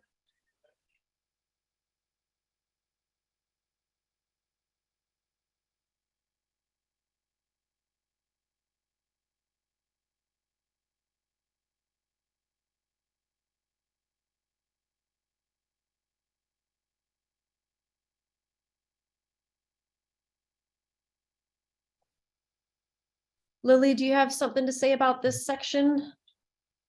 Yeah, so I think we sort of have talked a lot about G, but just to give you a little bit of overview. We heard a lot that interagency coordination and being specific and explicit about it was really important. So I went through all of the recommendations in version 2, and based on that and the work group discussion over the past month, drafted this list of 6 items for what interagency support would look like, and that's recommendation G. At the October 20th meeting, a small group introduced language about OWRD regional basin staff and their role in place-based planning, and that is recommendation H, and that's largely unchanged from that initial draft. And then recommendation I was introduced by a small group at the November 1st meeting as part of the overarching recommendations. We talked a lot about this already. It's that data inventory piece. So I think that's the intro for this section. Just pause for a moment. Kaylin's got to bounce. Thank you for being here, Kaylin. She had a suggestion, I think maybe a friendly amendment or a question of whether DLCD also should be added to the list of interagencies along with the suggestion for DSL. So we'll note that, Kaylin. And thanks for being with us. All right, so you've all talked about a number of these. I think H is one we hadn't spent much time talking about today. And then there was a question on the table of whether to move I up to the overarching recommendations and or have it show up in both the overarching and the place-based planning specific. This is the one around funding data inventories and creating informing strategic planning. So is there more conversation on any of these before we check in on kind of what's the gut check on this, Peggy? And again, if it's strong sentiments, either I really like this one and want to compel the group, or I have pretty serious concerns and need to make sure that everybody's aware of those. And I may even have a proposal for an alternative to get us to a level of agreement. Peggy and Kimberly. I just want to agree with the DLCD besides DSL as far as the list is concerned. And I want to bring us back to Chandra's comment on 6 under G, where she said within existing agencies, existing missions and authorities. So I want to make sure that that's added to the discussion. Otherwise, okay, thank you. Thanks. Kimberly?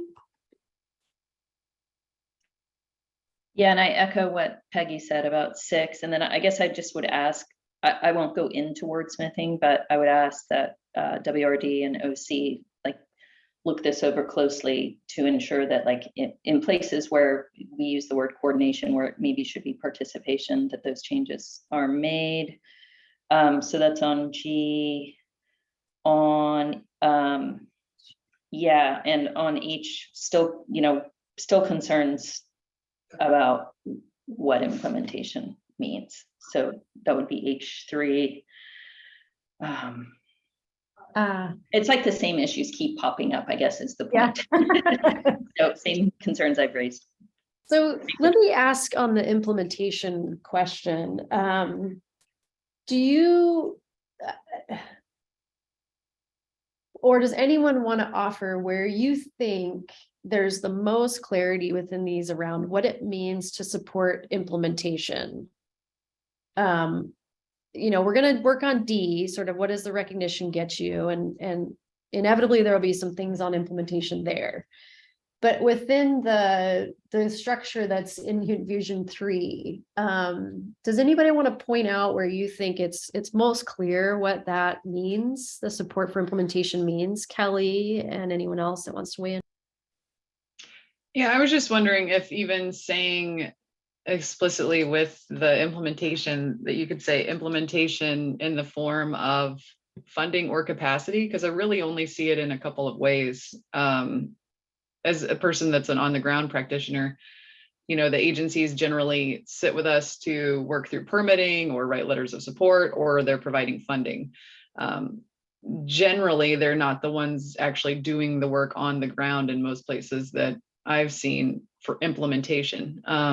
But then I guess it could also get at, some of implementation could be like data collection. I don't know. Now that I'm thinking about it, it could get squirrely, but perhaps you just I don't know. I guess I'm concerned, like, what is the concern with implementation? Like, is the concern that you're promising the state to more by saying implementation? Or that like they could say whatever they want as implementation? If I could get a little clarity on what your concern with the word is. So if that's a question for me, I guess the concern is that we are burdening agencies with undefined work. And so that's what it is. And also words like support,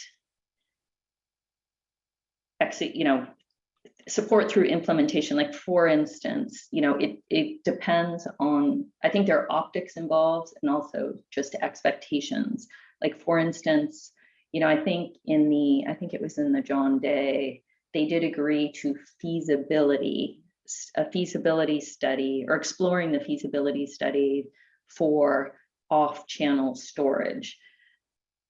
If you have words like support implementation, we wouldn't want, so you have a feasibility study, the next step, if it's, thumbs up, would be building of a project. We wouldn't want to direct that agencies have to support a new storage project. In other words, we don't want to undermine their existing regulatory and/or standards of review. We don't want to dictate that they have to support something that might come like 2 steps down from the plan. And again, also, it's so undefined. It's just hard. If we could put a finer pen on it, then it would be easier to assess this. But we have agencies right now, from our perspective, are really oversubscribed, and whether or not this would rise to the level of a priority as opposed to their other work, I don't know. But if we have language in here that gets translated into legislation, then there would be a directive to agencies to do this, where we might want them doing other things. So it's the undefined nature of this that is of concern to me. Kimberly, what if we put in there something that said like implementation, and then it was said something like, within your directive or something like that, so we're sort of lined out like what is there already, how they live and work within these groups, that it was like implementation as far as your work or your capacity or your directive allow. Yeah, it's their priorities as well. And that's another thing I think I've raised in previous meetings. I have at least raised in my comments, but also I think in previous meetings. I think, and I think others have raised this as well, that there's limited budget, and there are sort of so many funding asks in front of the legislature. So to the extent, we as a group have not been really polled on whether or not we think place-based planning should continue into the future. It's more like, if place-based planning does continue, how can we make it better?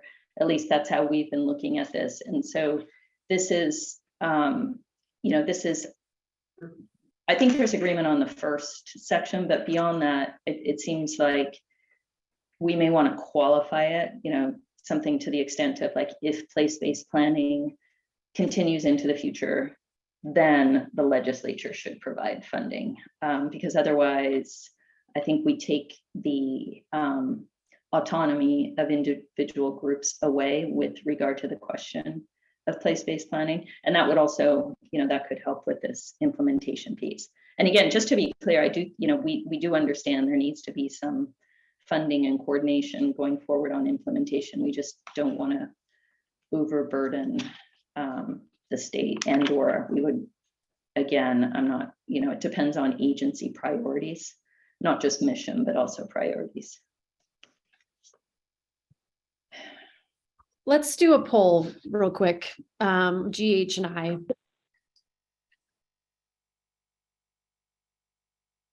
This is Donna.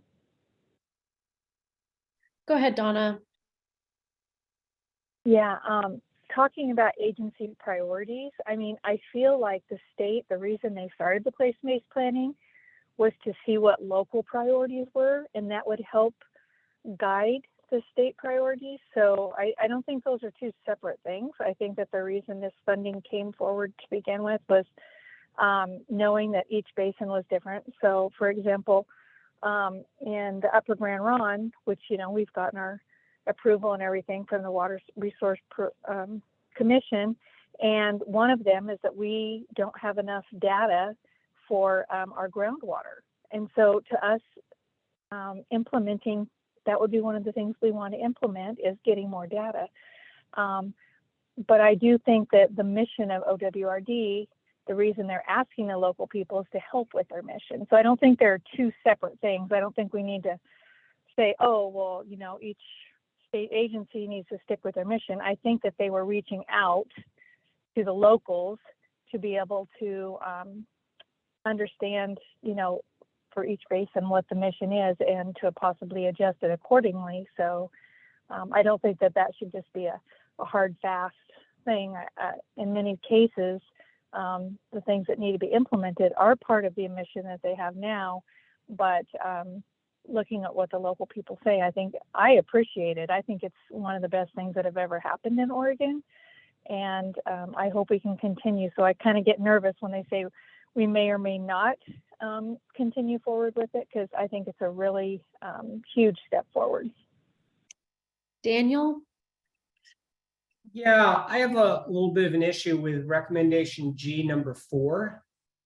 The way it's written now, the state will only help you with consultation or to navigate existing programs if you have a state recognized plan. So it's almost reads like we have this information, but we're not going to share it with you unless you have a plan.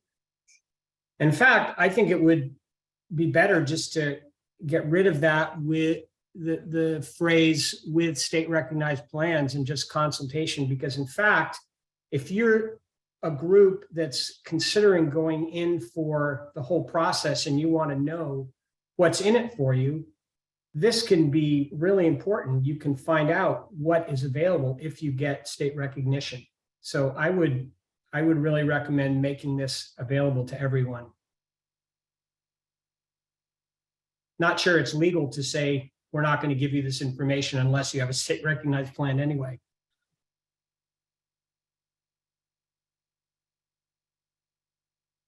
Well, considering the fact that that sort of goes back to the whole principle of number 1 about whether or not it had to be a broad group or a small group, I can support this.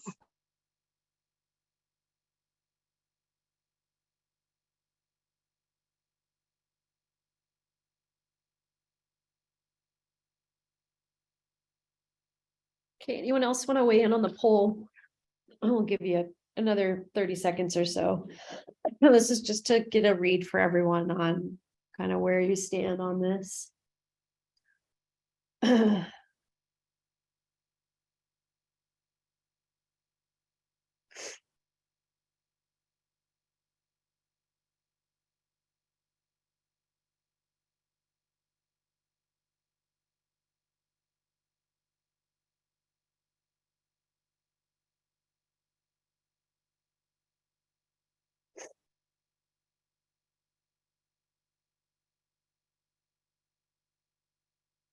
I'm able to see it right now. Well, or do you have to close the poll? So I'm tracking about 9 have weighed in, and we've got some signals in H of concern. So we have all 1s, 2s, and 3s on recommendation G, which, you know, to be fair, we've got 9 who have weighed in. We have 2 4s of the 9 on H, and then 1 2s and 3s on I. So the 4s on H, do you want to share your concerns and any amendments that you would make that might get you to a higher level, or at least let people know what the concern, what's behind the concern?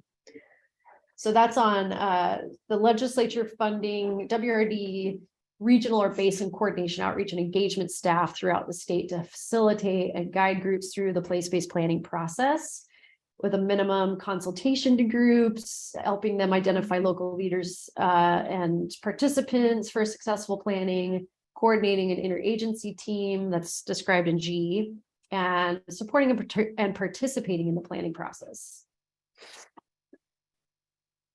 So 4s and 5s, do you want to come forward?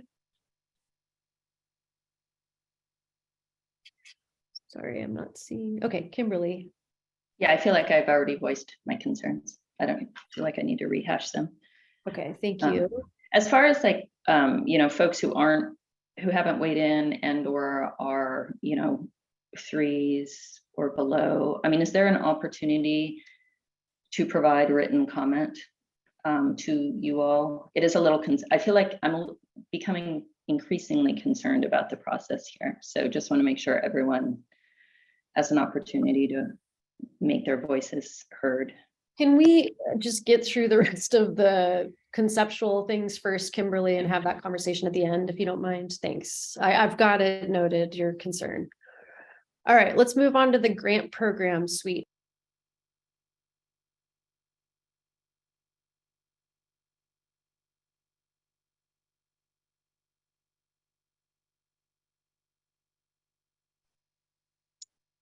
I can do a little introduction, Robin, to this. So this is recommendations J, K, L, M, and O.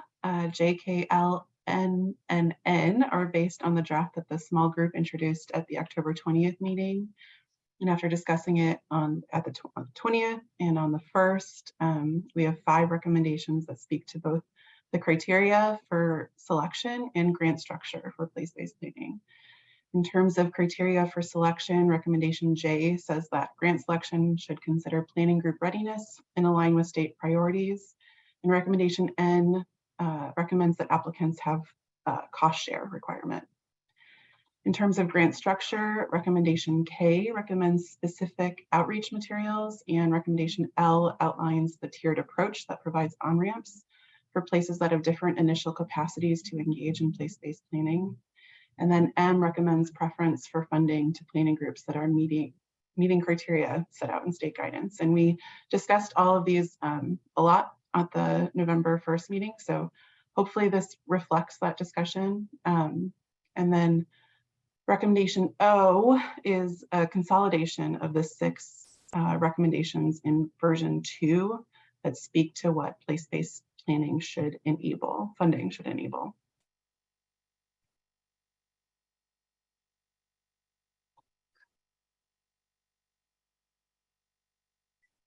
All right, thanks, Lily.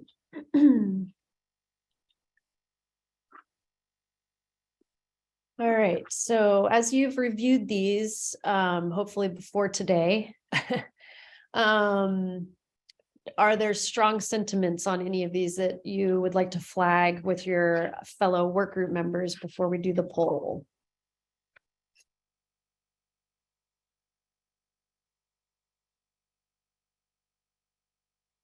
Kimberly. Yeah, I know we talked about this one a lot last time, but with recommendation L, it seems to me that different people have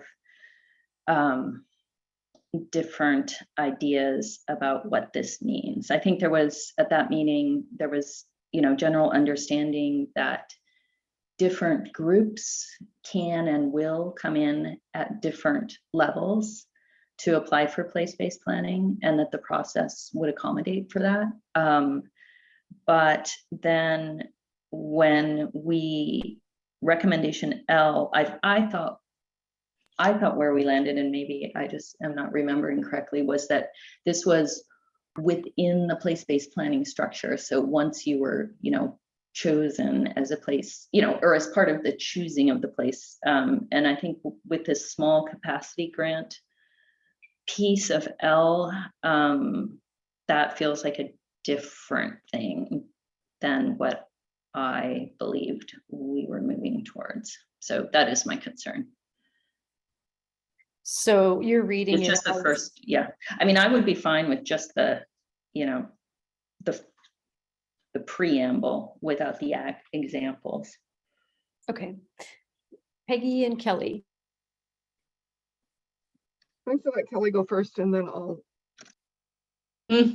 Well, that's, I would say honestly that I am, if it's for Kimberly to get on board or not, I think it's fine to leave it with the preamble, but I personally see the small capacity grants as still like a entry level to those groups and folks who don't really know exactly how to enter these kind of processes yet. It's still a foot in the door, which to me, whether you get all the way to, you get acknowledged as a PBP prior to this is still a little bit of, testing the water out. So I am fine with this the way it is. But I'm also fine if you don't want to list out the exact kinds of grants, knowing that those might come or go. Okay, Peggy? Yes. So I don't know if Oriana is here from Verde, but the small capacity grants are exactly what was just explained. It's not meant that they're going to go off on their own and they're not going to be a part of the larger process. It's just to get them in the door. And we do have a lot of underserved communities who simply need this first step to be able to help them decide if they actually get to a full planning grant or whatever.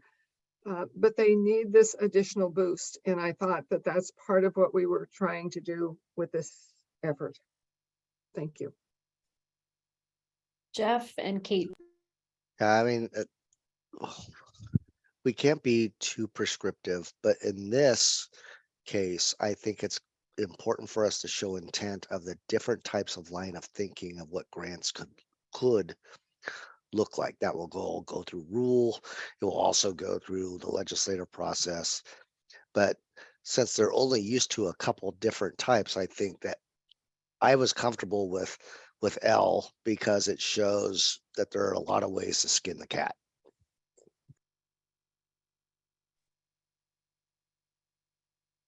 Kate, sorry, go ahead. Yeah, I would agree. And selfishly, I like having implementation coordination called out in there because that might not be implicit otherwise. So if there's I think these examples are helpful. If there's a outstanding question on whether you need to be already prioritized by the state to enter into any of these, that might be the conversation to have. But I also support, I support having smaller amounts of funding that help folks get ready.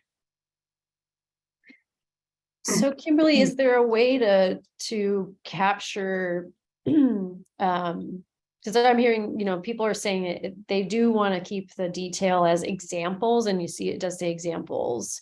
However, your concern that you flagged is, are we all agreeing that these are kind of at the outset for selection, not, I guess just help the group understand if there's a way to get this to a framing that would work for you, that would be shy of striking the examples that some people are feeling are important to keep in there. Yeah, and I mean, just to clarify, so,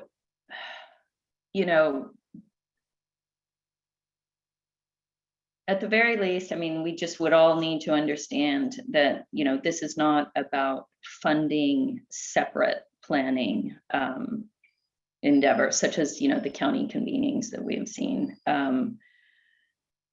Which I think you can get there through this. I just am, it's not that it's hard to describe, but I feel like we have had conversations at the beginning. We heard from constituents from various sectors.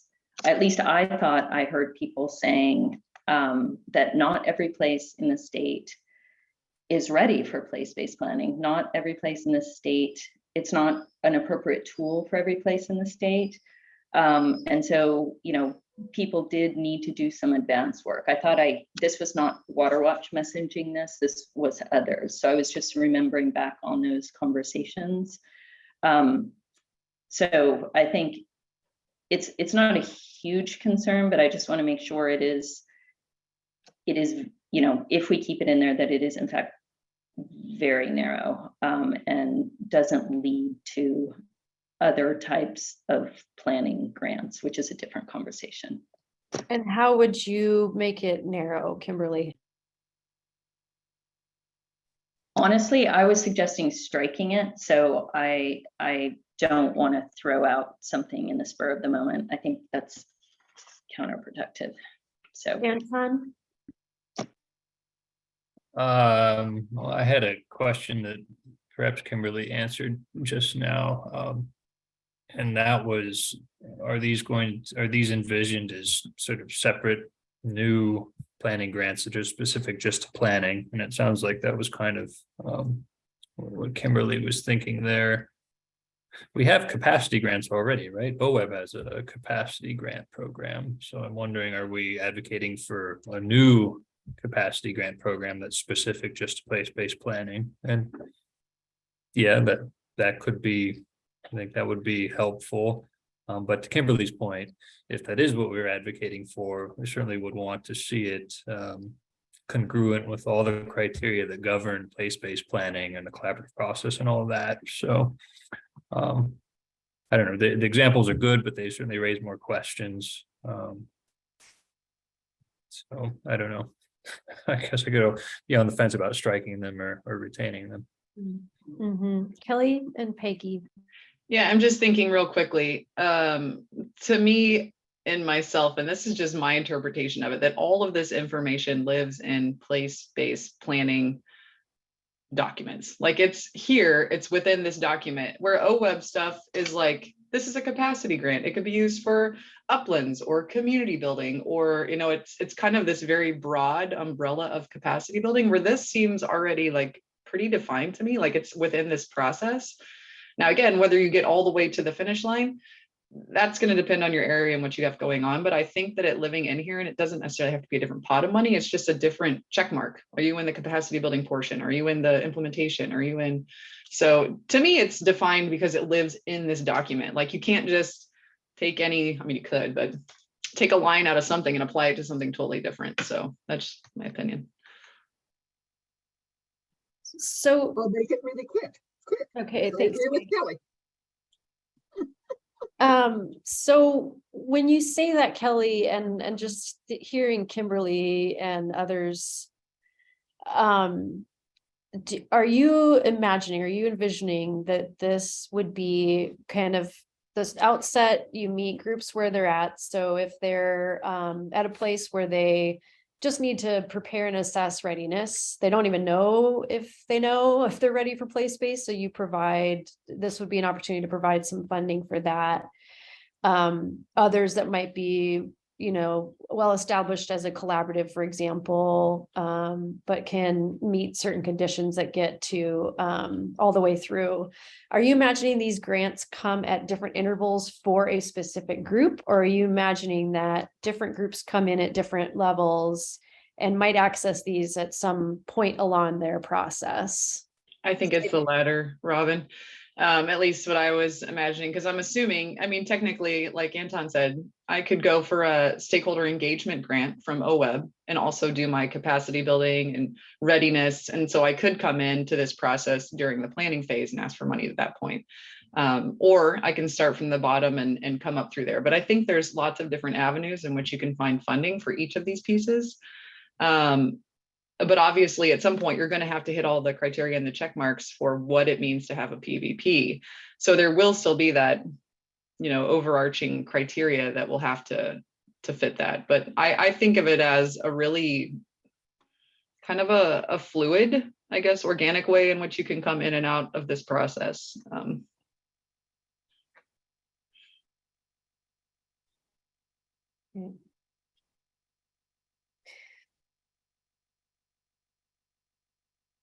All right. Well, Kimberly, I'm not hearing a strong agreement to strike all the examples. I just wanted to see if there's, again, any potential for you to work with the group in offering some refinement that might get you better to a higher level. And also, I'm not hearing if there are concerns from others in the group on this. So this is a conversation right now that's happening between Kimberly and everyone else, but are there others who are having concerns about this one?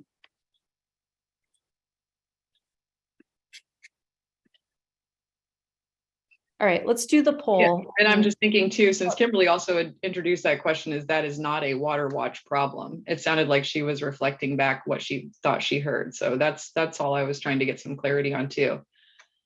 Well, yeah, I was reflecting back, but then I also just want to ensure that it is, that we're not, that it is it's a tight world we're talking about, that we're not creeping into some of the legislative battles that we've had the past few years. So just want to protect against that. Right. Thanks, Kimberly. So this is a potential of how you structure a grant, but I'll stop there. Let's do a poll. I'm sorry to kind of move us along, but let's just check to see where folks are at with this suite.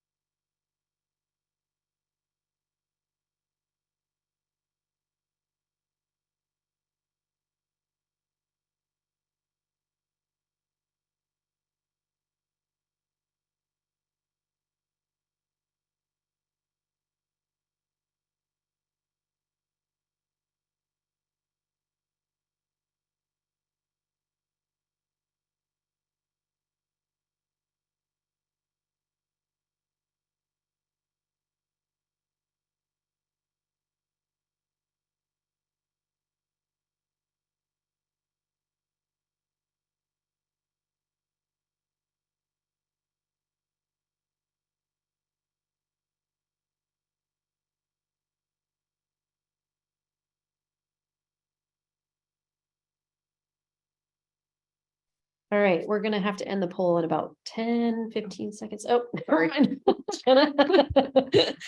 All right, so again, we only have 9 people weighing in. So I just want to make sure that we recognize that there are 9 of you, not 30 or however many are actually on the work group.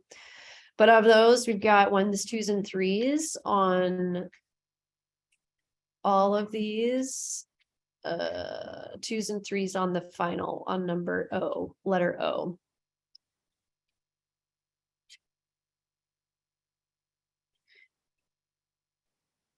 All right. All right, with that, let's take a quick 5-minute break and we'll come back. So let's be back at 11:35 and just give yourselves a little stretch break or whatever you need so you can kind of keep going and focusing for another half hour. Appreciate you all. We'll see you in about 5.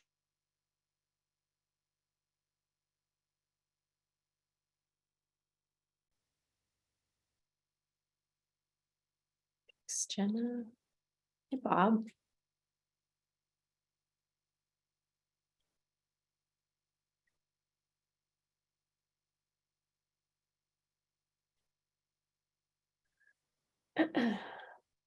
Kelly, Lauren, thank you.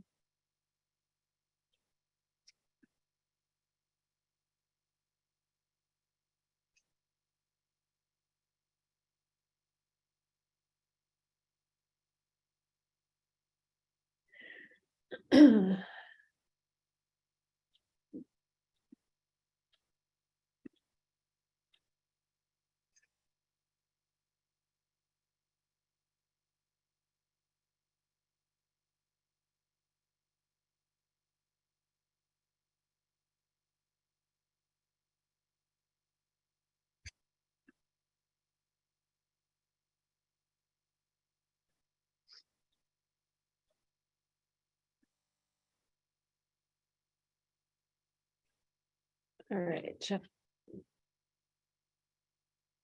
Okay.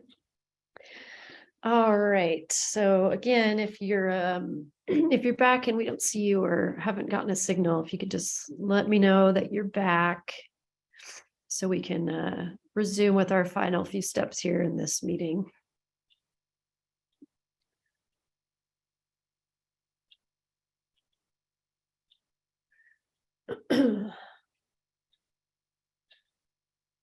So that would be Jason, Heather. Raquel's here, Heather's here. Hello, thanks. Jason, hi. Nikki, Margaret, and Kimberly. April's back, thank you. Raquel's here. Thanks, Kimberly. Margaret. All right.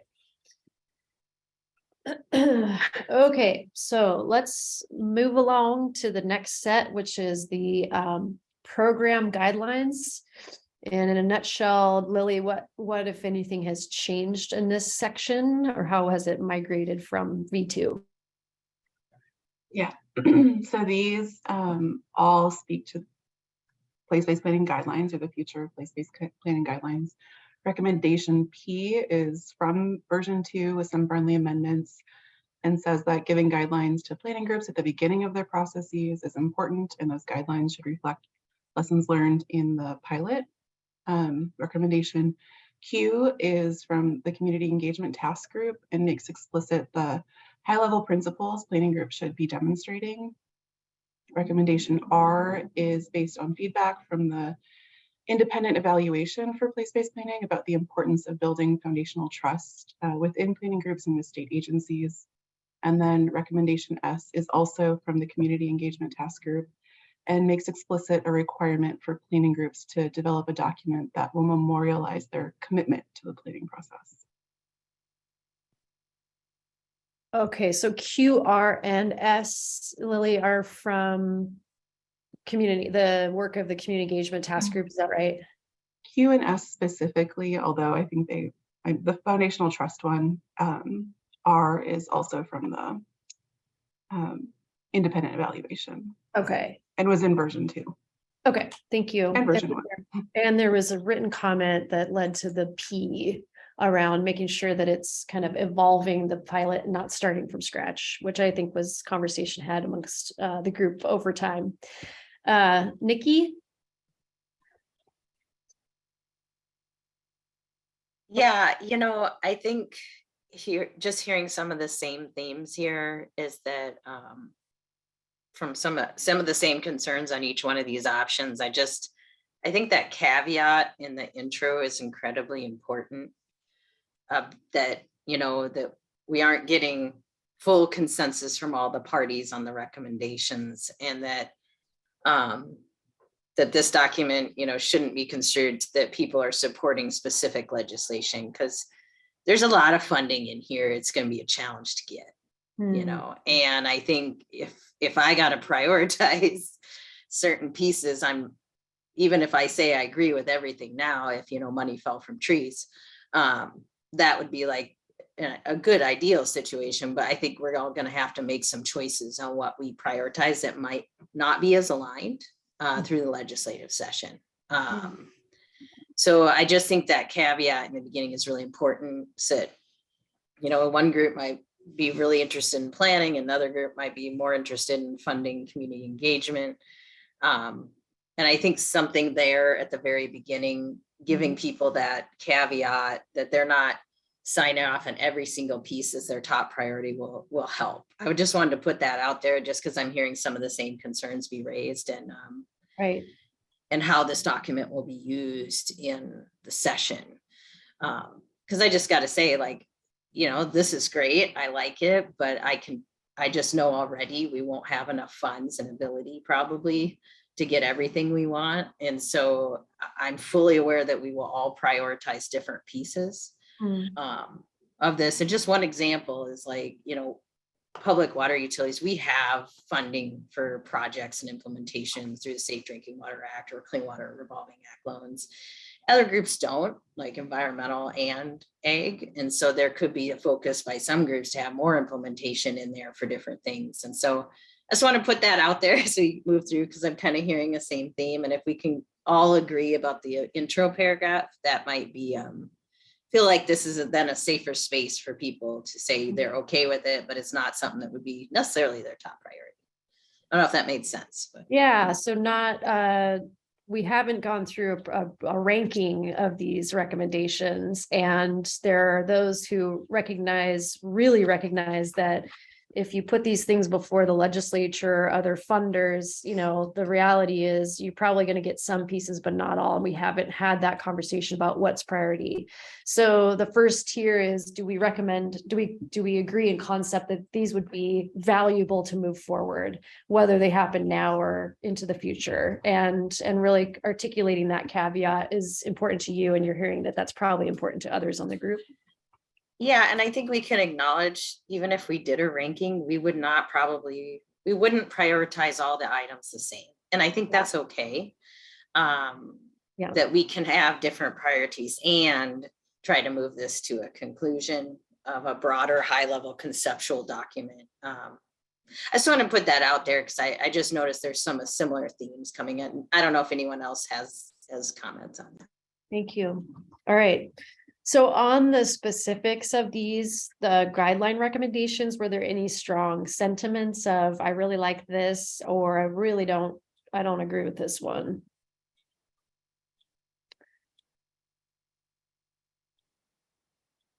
With the caveat in mind, of course.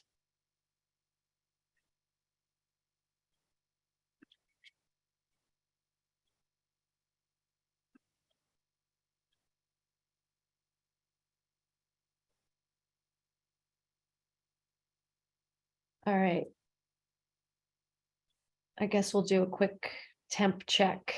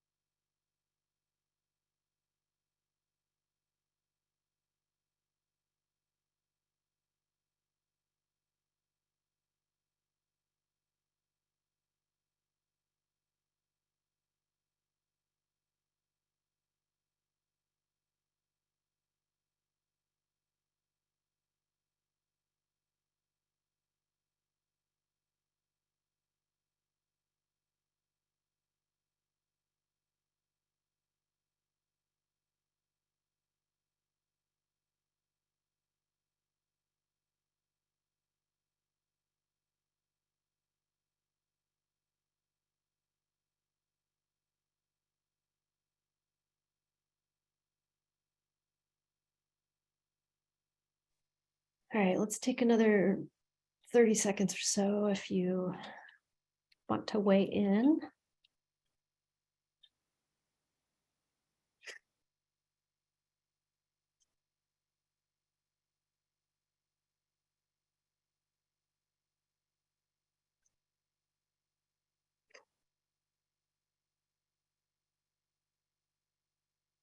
All right, so let's show the results. We've got 1, 2s, and 3s on these.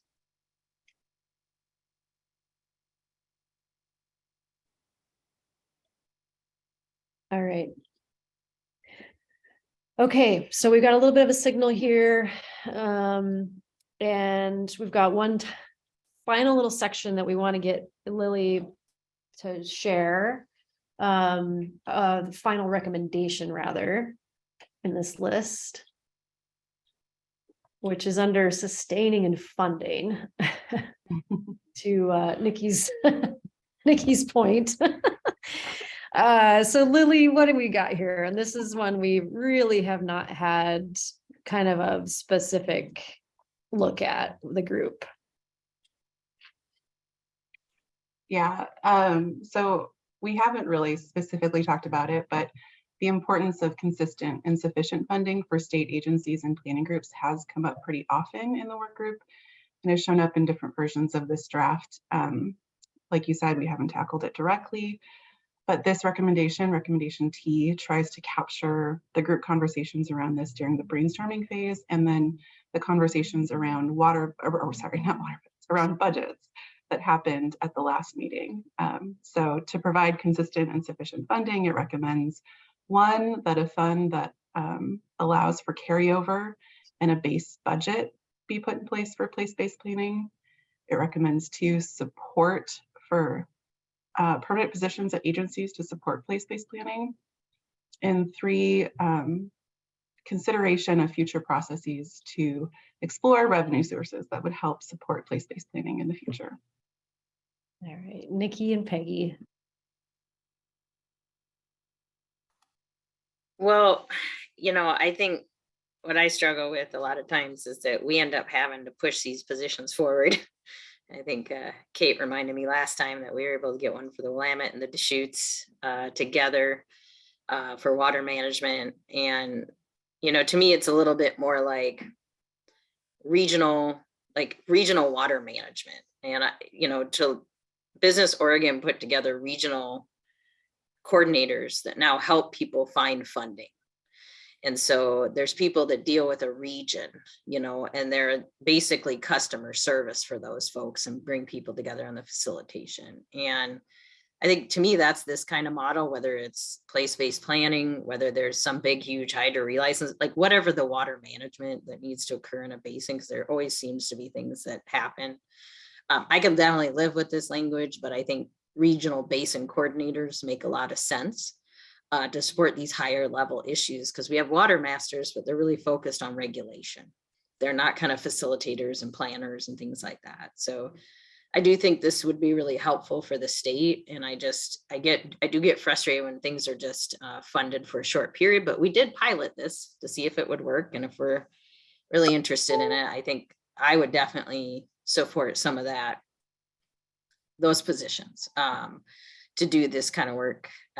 Just because I think I think without that level, it just won't happen. And you do kind of need that neutral department facilitation to have this any capacity here and to help us. So even though it says place-based planning, I just wanted to put those thoughts that I am supportive of regional basin coordinators for this, for all kinds of work, not just place-based planning. So.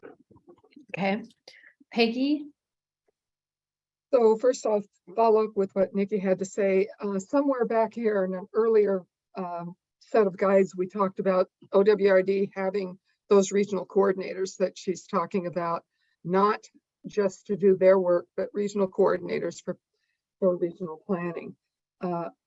It did not say that the other agencies who also need to have that regional team support. So I didn't say anything about it, but I do want to support the concept.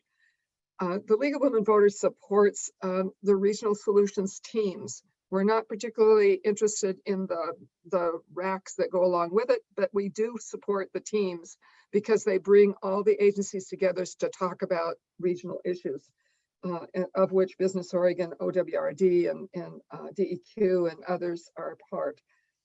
The reason I raised my hand is specifically around number 3, and I brought it up separately in an email. The League has a really hard time with recommending in this particular case, that there should be a process to explore revenue sources for just this work. There are a whole lot of things that we need revenue sources for. And whenever a particular permitting issue or a fee for service kind of thing is discussed, I'm willing to have those conversations and believe that maybe there are opportunities for that. I don't believe that there is, I don't believe that we should support something that is a statewide Oregon all funding opportunity unless somebody can tell me what it would be. Thank you. Jeff? Well, I'm always a contradiction in terms of what I think and what I say during the course of these. But just a couple of thoughts. I agree largely with Nikki on her comments and Peggy. You know, hey, it's a new month, and I agree with you on the funding side in part. But then again, this is supposed to be aspirational and not legislative.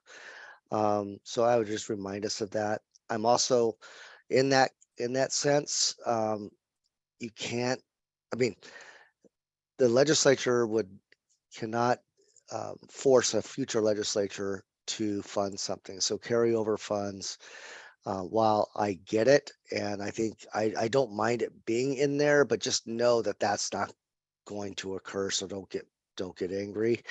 But it's the whole thing about authorization and appropriation. I'm an old federal dog, and I think we want to try to do as much as we want to try to show that these things should be authorized, and then you go through the process for appropriation. So that would be my recommendation here. I don't know if I would change things, but I'm nervous about sub 3 just because I don't know what that looks like and how that gets spread out. But I'm not opposed to talking about what do we want the department to do and how do we fund it to do the things we want, right? So that's a different kind of metric for me. But I'll stop talking. Just to be clear, so we're clear, Jeff, are you, when you look at this, I guess what I heard you You're say. asking me to be clear. That it's sort of like there's a start with getting authorization. And so what are you suggesting with this No, section? I think that's, I mean, number one's aspirational, right? So, knowing that you want to have continuity of funding from year to year is an important thing. I agree with that. But you would be going against every single chair who's ever had Ways and Means to say that we should just have carryovers. So I just raised that as just a structural phrasing that I don't mind giving legislators what our intent is, but I just wanted to kind of give you a dose of reality about what that actually will transpire. Thanks, Nikki and Daniel. I think Daniel was first, so I'm gonna let him. Oh, go ahead, Daniel. Okay, yeah, number 3. I think that it's probably implicit and that we all understand what we're talking about when we say explore revenue sources. I think what we mean is that we're saying something that's not general funded, right? Not general funds. So we're asking, to find different sources.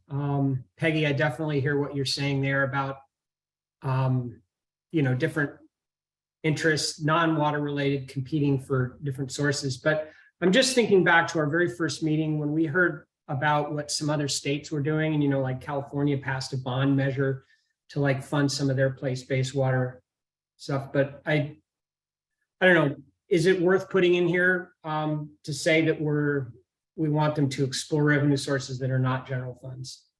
Or is that just everybody understands what that means?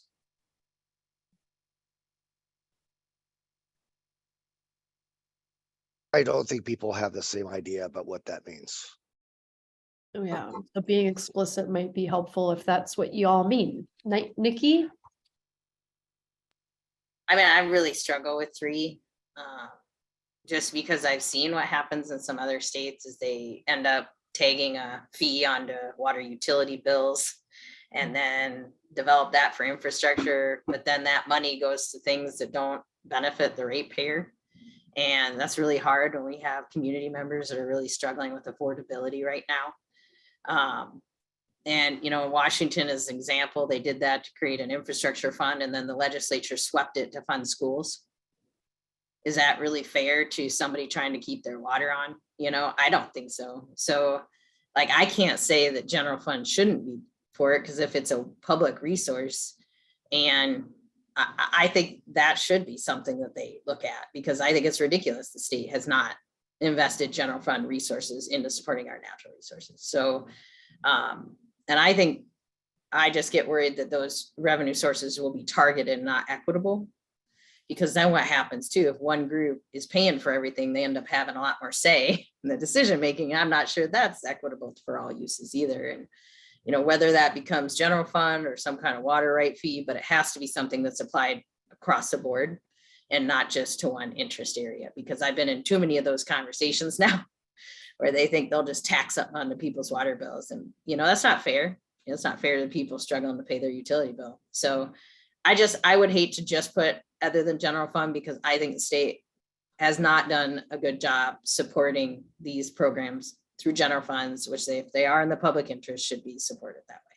So I guess to Daniel's point, like I get where you're coming from, but I also think the state needs to step up on their revenue side as well. And there's some place to negotiate that in the middle, hopefully. So. Are people able to stay an extra 5 to 7 minutes? Because we're round in the corner. We want to do a quick poll on this, and then we do need to spend a minute just doing the wrap up.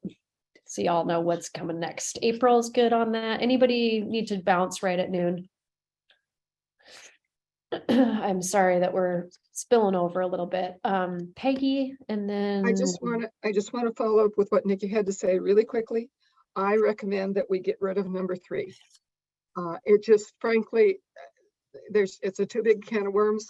There might be opportunities to have some revenue sources for WRD for other discussions. That's not a part of this conversation. This is an Oregon all conversation. So I just want to get rid of it. Thank you. all right. That would move me from a 5 to a 2. Okay. Anybody feel strongly that 3 should be left in before we just do the poll?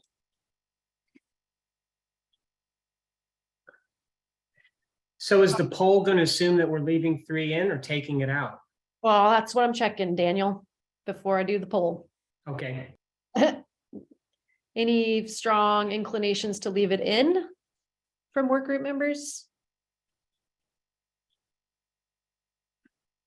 All right, let's take it out. So this will be recommendation T with just 1 and 2. And again, let's do a quick poll just to gauge where people are at with this.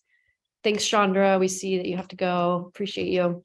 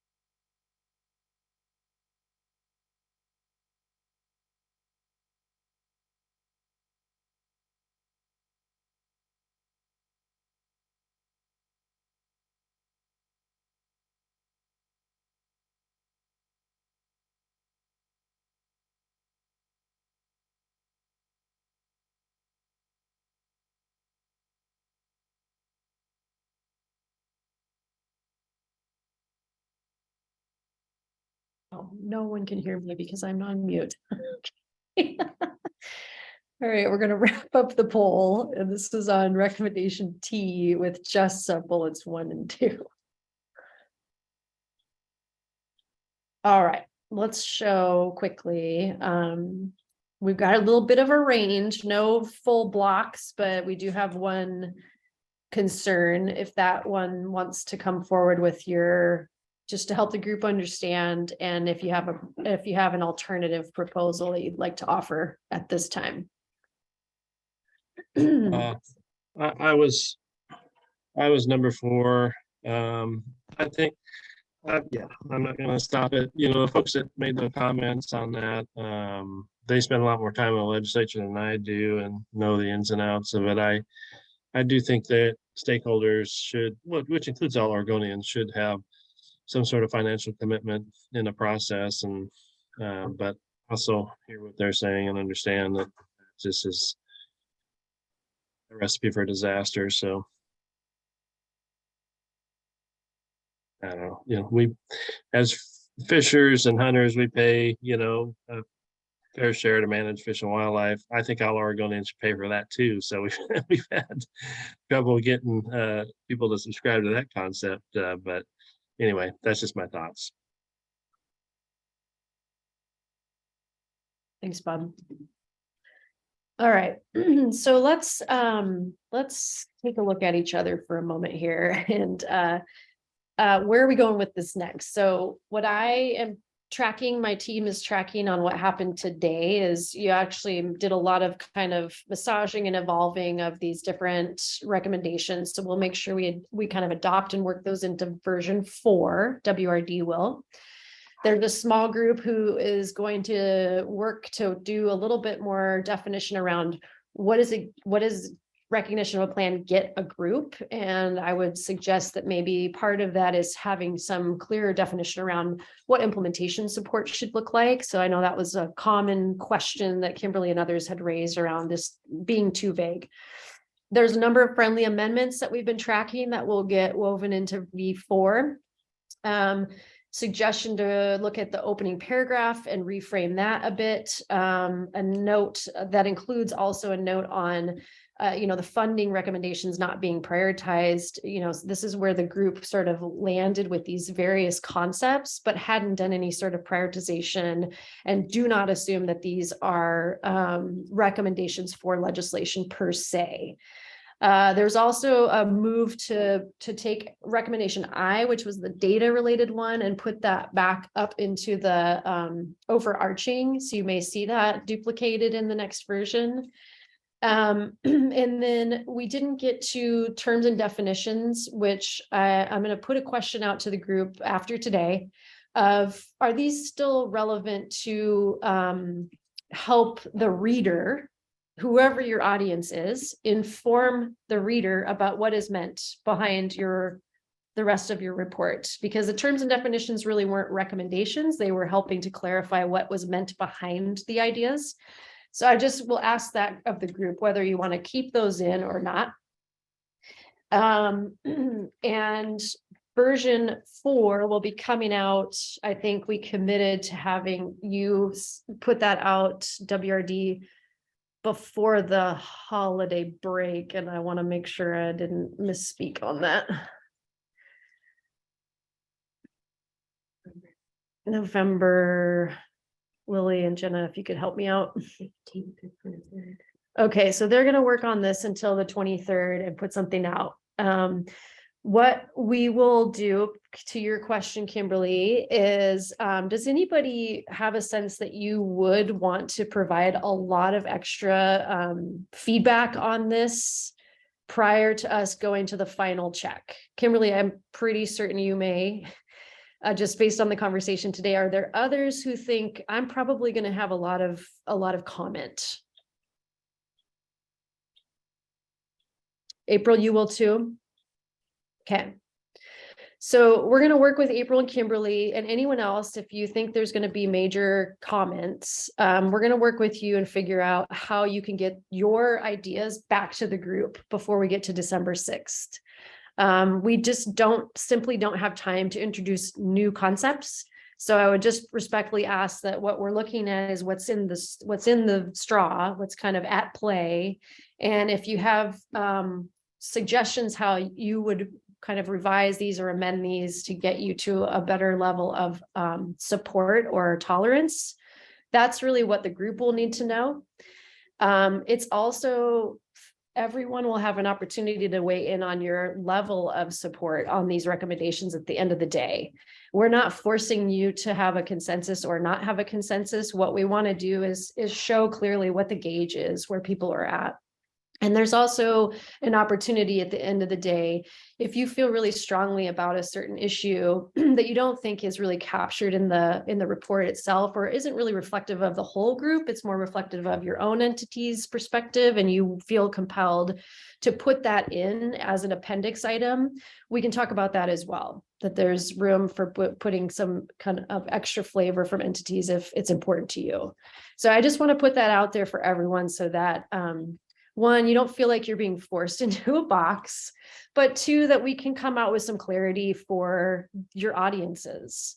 And we did ask the question at the beginning about who is your audience? You know, we've been assuming from the outset, I think those who directed this legislation have been assuming from the outset that your audience is back to the legislature.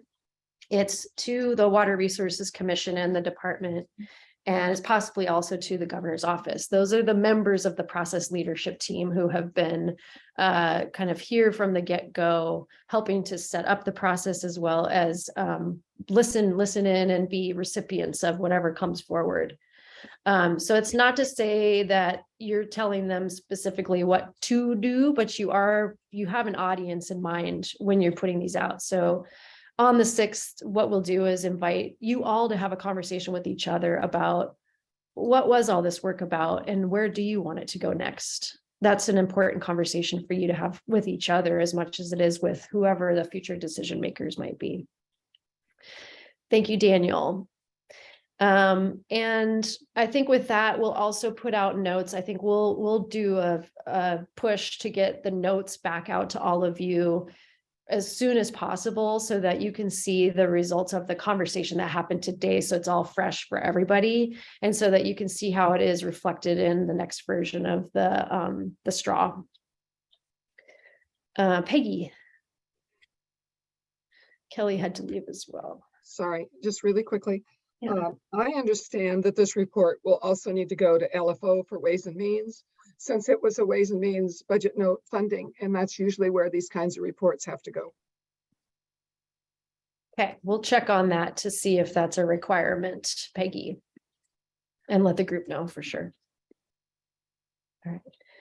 All right, so we'll reach out to you, April and Kimberly. If anyone else is sitting there thinking, I'm probably going to have a lot of comment or have still many things I want to deal with, please reach out to us so that we can bring you into that conversation. We'll follow up in short order with a small group that's working on D, the recommendation D for recognition of a plan, and get that work underway so that you'll see that reflected in the next version as well.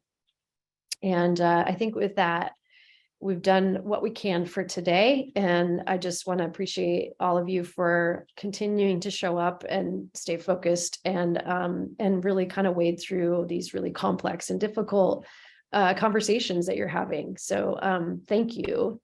And please do reach out if you have any other needs or concerns that we can help with. And we'll be in communication. Lots of communication over the next few weeks. Thank you. Have a good rest of your day.